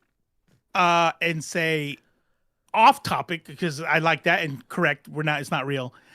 But I find that to be a really annoying cop-out when you're calling out inconsistencies in something. I'm like, okay, so I can't complain about XYZ, right? But so what happens when in the next, whatever the next Spider-Man is, right? Sometimes go home, whatever, right? It's he has laser eyes. He has Superman's heat vision. Right. Well, I can just be like, who cares? It's fake. It's not it's real, all bro. fake. No, I need some consistency here. It still has to be good storytelling, I think in that particular, he was really just more talking about like people complaining about like the movies not doing exactly what the comics did. Right. Which, I mean, that part I'm kind of like, that's where I'm like, I think that's a perfectly reasonable opinion to have. Yeah, 100%. 100%. It's a very valid way to feel about a thing. But that said, I guess I don't know. We're like 2 hours and 50 minutes in. Do we want to? We can make it quick because I'm pretty sure we're just gonna have feelings on it, and it's nothing we haven't already said a million times. Yeah. You know what I mean? Do you want to set this up? Because I have the original post pulled up, but yeah, go ahead and just put that up. Yeah. Go off, King. Go off. So Black Girl Nerds, if you're not following them over on Threads, follow. Great account. Yes. Also, friends of the channel. Oh, really? You know them? Well, we converse. Yeah. Oh, okay. Nice. We converse with each other. Disney cut a trans storyline from Pixar's Win or Lose. When it comes to animated, this is the quote, when it comes to animated content for a younger audience, we recognize many parents would prefer to discuss certain subjects with their children on their own terms and timeline.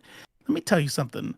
This is how you know Disney has the money to do whatever they want, because that is like top tier PR copywriting right there. That is fucking flawless, right? Because how do you argue against that?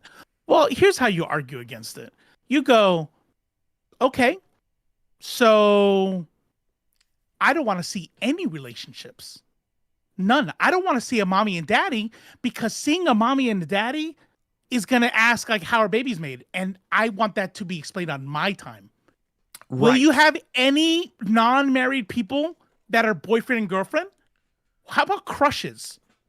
Nope. That is me. I want to be able to explain how romantic relationships go. You know what I mean? Because in my religion, there is no romance until whatever, right?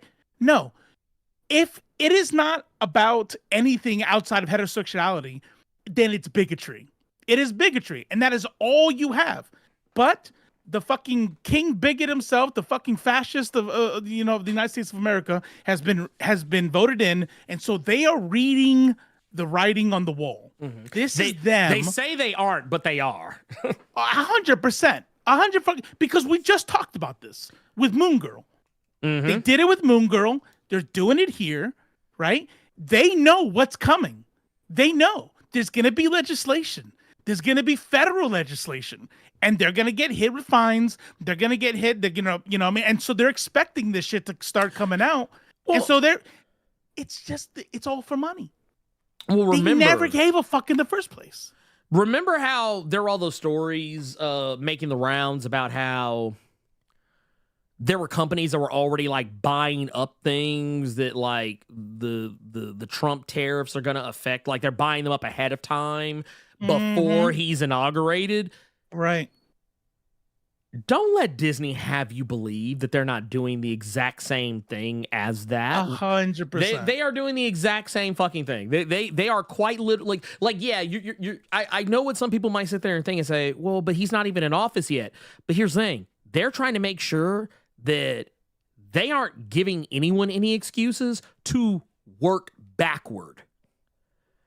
That's why, like, everything that Disney does in terms of like all the like. Okay, I want to play I want to play a little story time real quick. I just want to because I want y'all. You know how much we love this clip. It's woke.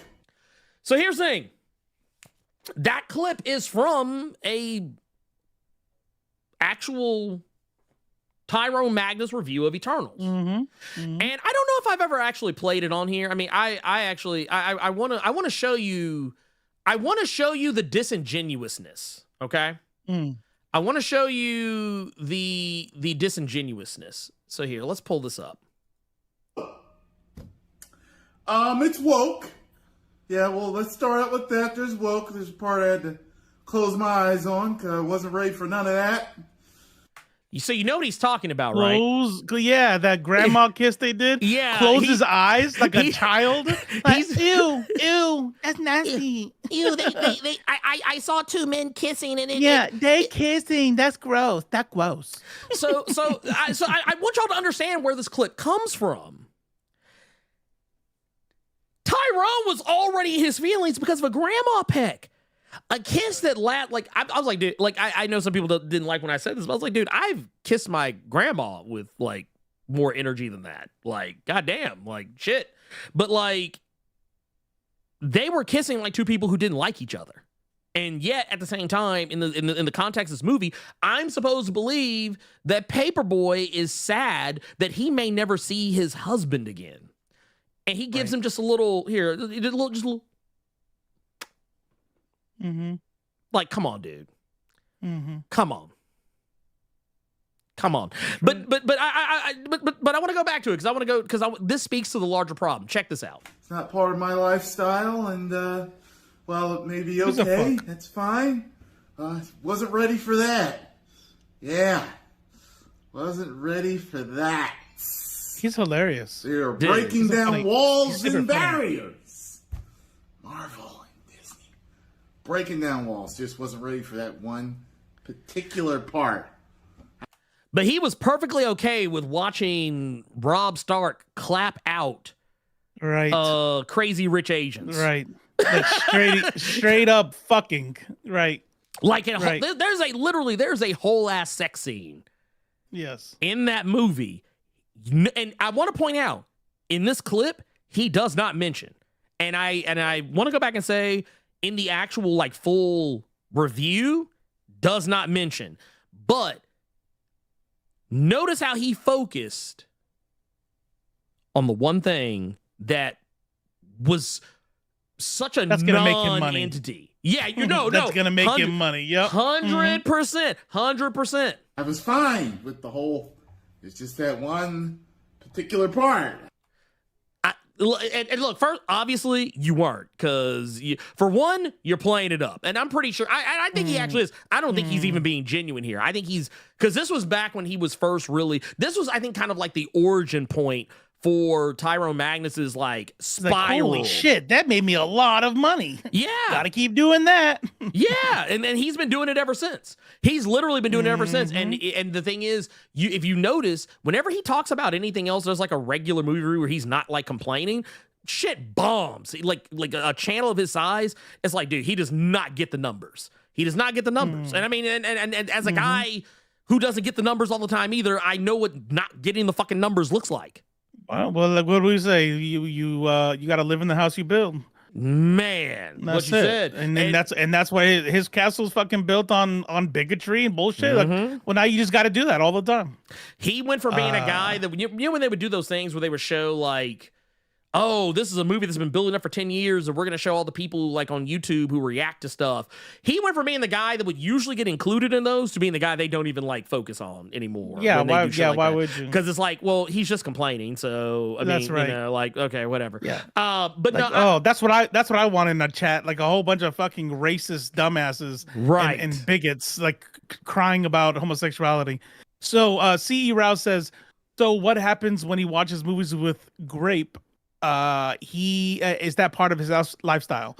I don't know about him personally, but absolutely, it is absolutely part of their lifestyle, part of their culture. Also, 100%. I just want to put this out here too. Xylo, he was talking to Screwface, but just said, think when he did his review on Guardians 3, someone commented that he was 46 or 47, and that's kind of my thing. Okay. I'm like, dude, like, hey, real talk, because I'm okay with this. I'm all right. He looks pretty fucking good for 46, 47. Yeah, no, yeah. That's all I'll say. That's the most I'll give him. You know. Yeah. Well, no, but I get where he's coming from. The fact that, like, dude, you're acting a whole monkey. Like he's an adult talking about. Wasn't ready for that. Oh my god! I was girls grow. Oh yeah, cooties. Cooties. Oh my god! But no, like I was like, dude, you're fucking grown, dude. Like, grow the fuck up.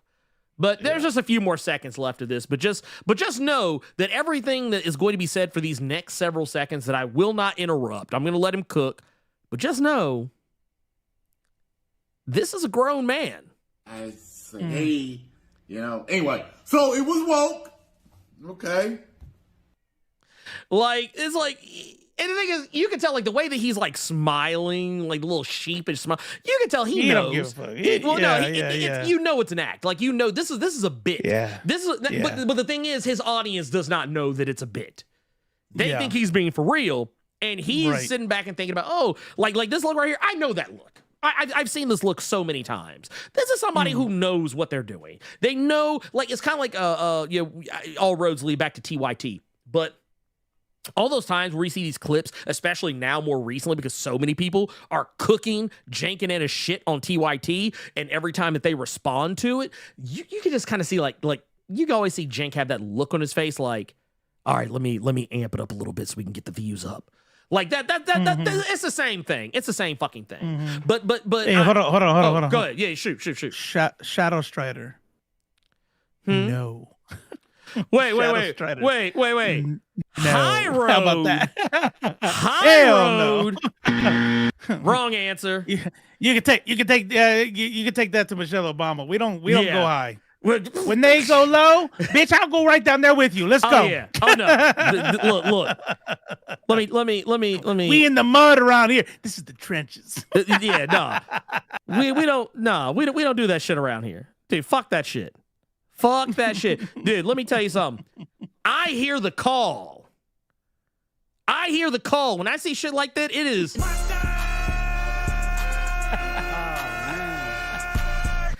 it's mustard time. No, get fuck out of here with that shit. Nerd large. Okay. They meant take the high road. Take the high ground. Got it. Yeah. We stay on the high ground. I mean, like, don't do it, Anakin. I have the high ground. Oh no. You know how I use the high? I use the high ground because you get better trajectory when you are taking your shots. Like when you take a shot, you get a bonus on crit. So you get a bonus. You get a bonus on accuracy and on critical damage and critical hit rate. But no. So check this out. Mm-hmm. Oh yeah. So check this out. Now, what I'm about to say. If you are in the queer community at all, you already know, right? Yes. You already know. Just like black people and other people of color, whenever something racist happens or something happens. Sorry. Sorry. Oh, what did you read? Every time I see this, somebody think of the children. Somebody please think of the children. You're right. You're right. You know what? I'll think. You know Them what? kids. Look, hey, look. You know what I say? Fuck them. Fuck them up against the wall. Wear handcuffs on them. Crazy through all their lips. Look, I don't know how many times we. I don't know how many times we got to say it. This is not the Blerd cave. Okay, this is 18 and up. This is the after dark part of the Blur Without Fear verse. Okay. Now we fighting. Look, here's the deal. Here's the deal.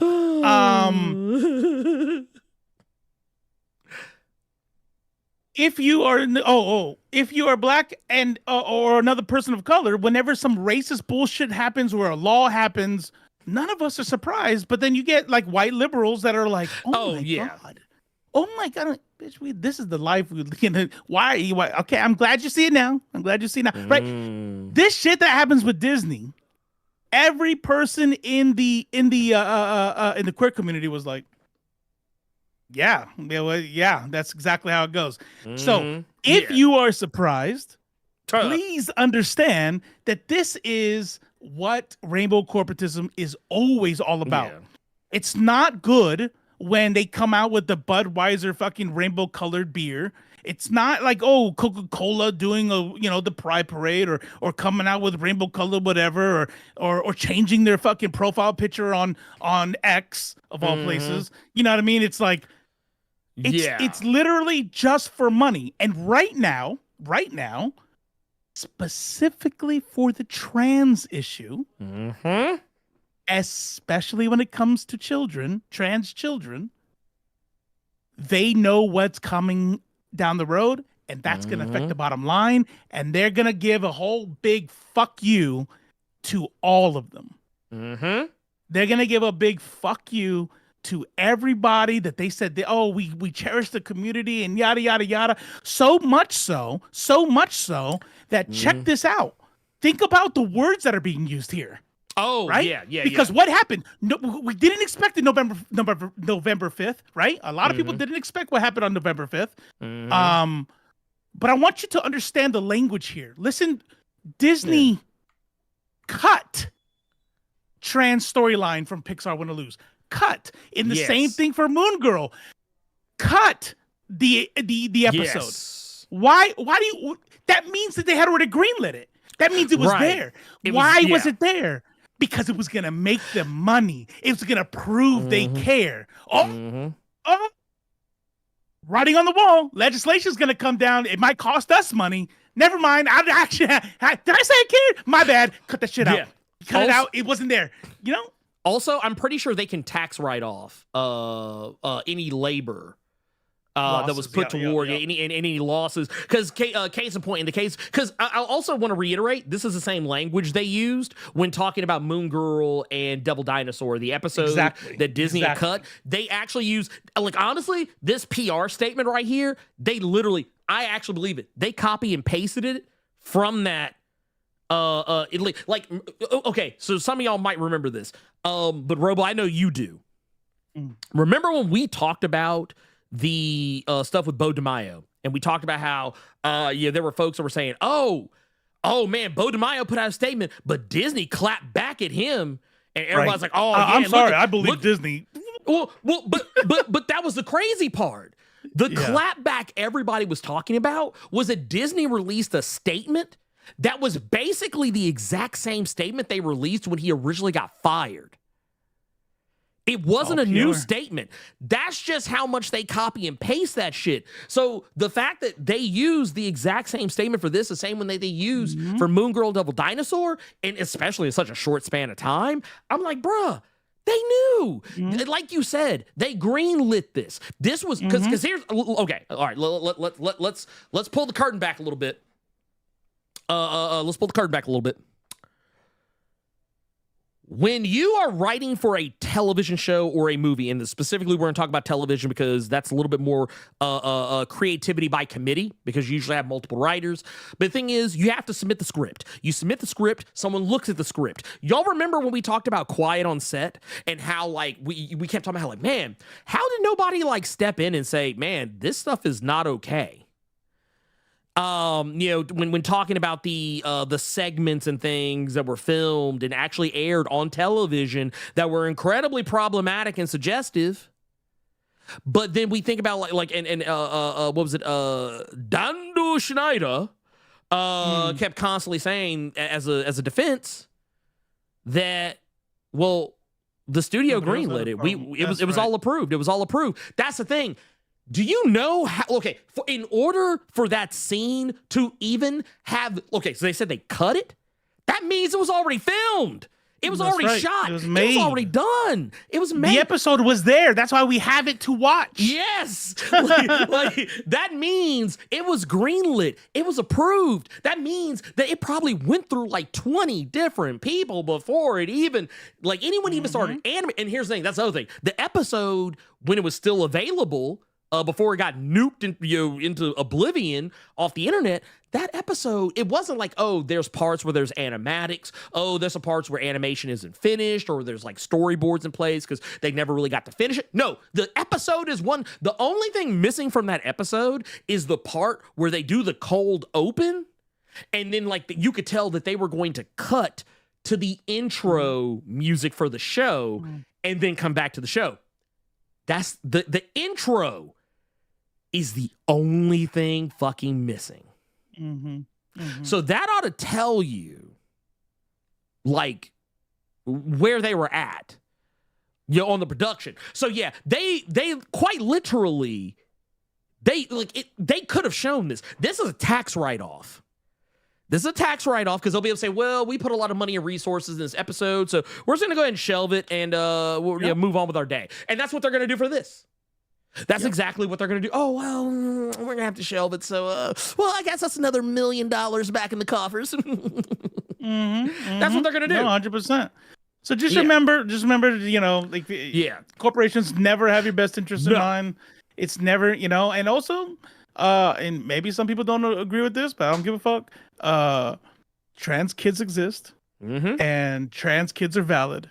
And I hope that the language you use and the way that you respond when other people are bigots, that whether you directly tell them or not, somebody in the queer community should look at your behavior and your language and know that you are somebody safe to be around. Yes. Because shit is gonna get really fucking scary for the queer community, but especially trans people. They have a really 100%. Really hard 4 years coming up, and I hope, I mean, at least this community knows to be, that we're gonna be a safe place, for them. And here's the thing. If you and I don't mean in here, I'm talking about in your life. Period. But you know what? I will speak for here. Because I will say this: if you are someone who is a part of the LGBTQIA plus community, I don't care what letter in the spectrum you are.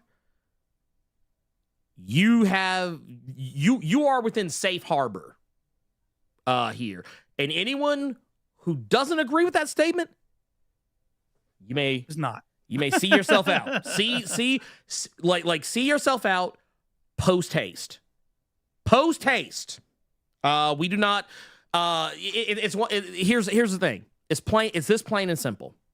Allyship is, and I hate that ally has become such a dirty word, but just because people have misused it. But allyship should not be conditional. It should. It's the same thing I said. Right. You and I both said back during the kickoffs of the Israel-Palestine stuff. There was a lot of black activists I had seen that it broke my heart to see them say, "Oh, they don't like us, so we shouldn't even be." No. Exactly. That's not how principles work. No, that's not how principles work. Because if that were the case, there'd be a lot of motherfuckers that would get left behind and would not be saved. But I'm gonna say it every fucking time. This is a place that is open and available and welcoming to all people,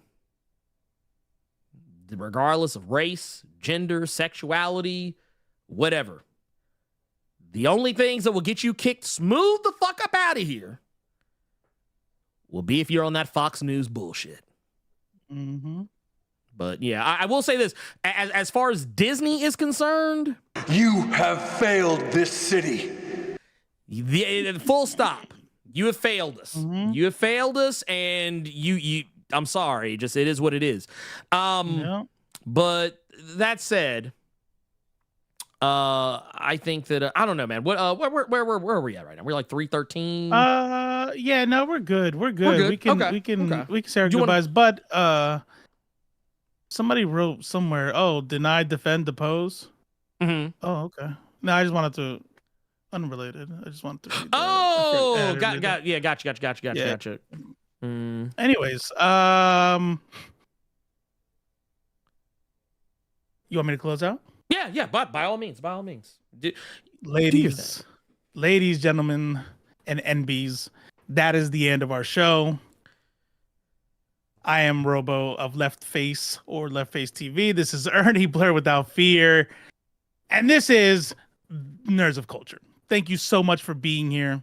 Thank you for the time, the chat, and just being awesome. Just generally, I cannot believe, honestly, like I'm gonna be bullshit a little bit. I cannot believe a chat this size is like everybody's dope. And if you're not dope, you keep the shit to yourself. So that's cool too. That's you know what I'm saying? I mean, that counts for something. Yeah, I appreciate you for keeping your mouth shut. Yeah, but that's it. I mean, there was a good question. Next week is after. I'm assuming I don't have a problem with it, but I don't know his plans. So we'll put out the word on whether or not there's a show next week. Because it's like the day. It's the day after Christmas. So I mean, we can. I'll be here. I'm not. Yeah. I mean, honestly, the next two shows are the day after a holiday, and I'm not going anywhere. So nah, I don't even drink like that anymore. So be straight. Nah, I was gonna say it, and I don't. What else am I gonna do? That's right. What else am I gonna do? But anyway, it's cooler here anyway. Exactly. So that's it. Yeah. For Robo, I am the Blerd Without Fear.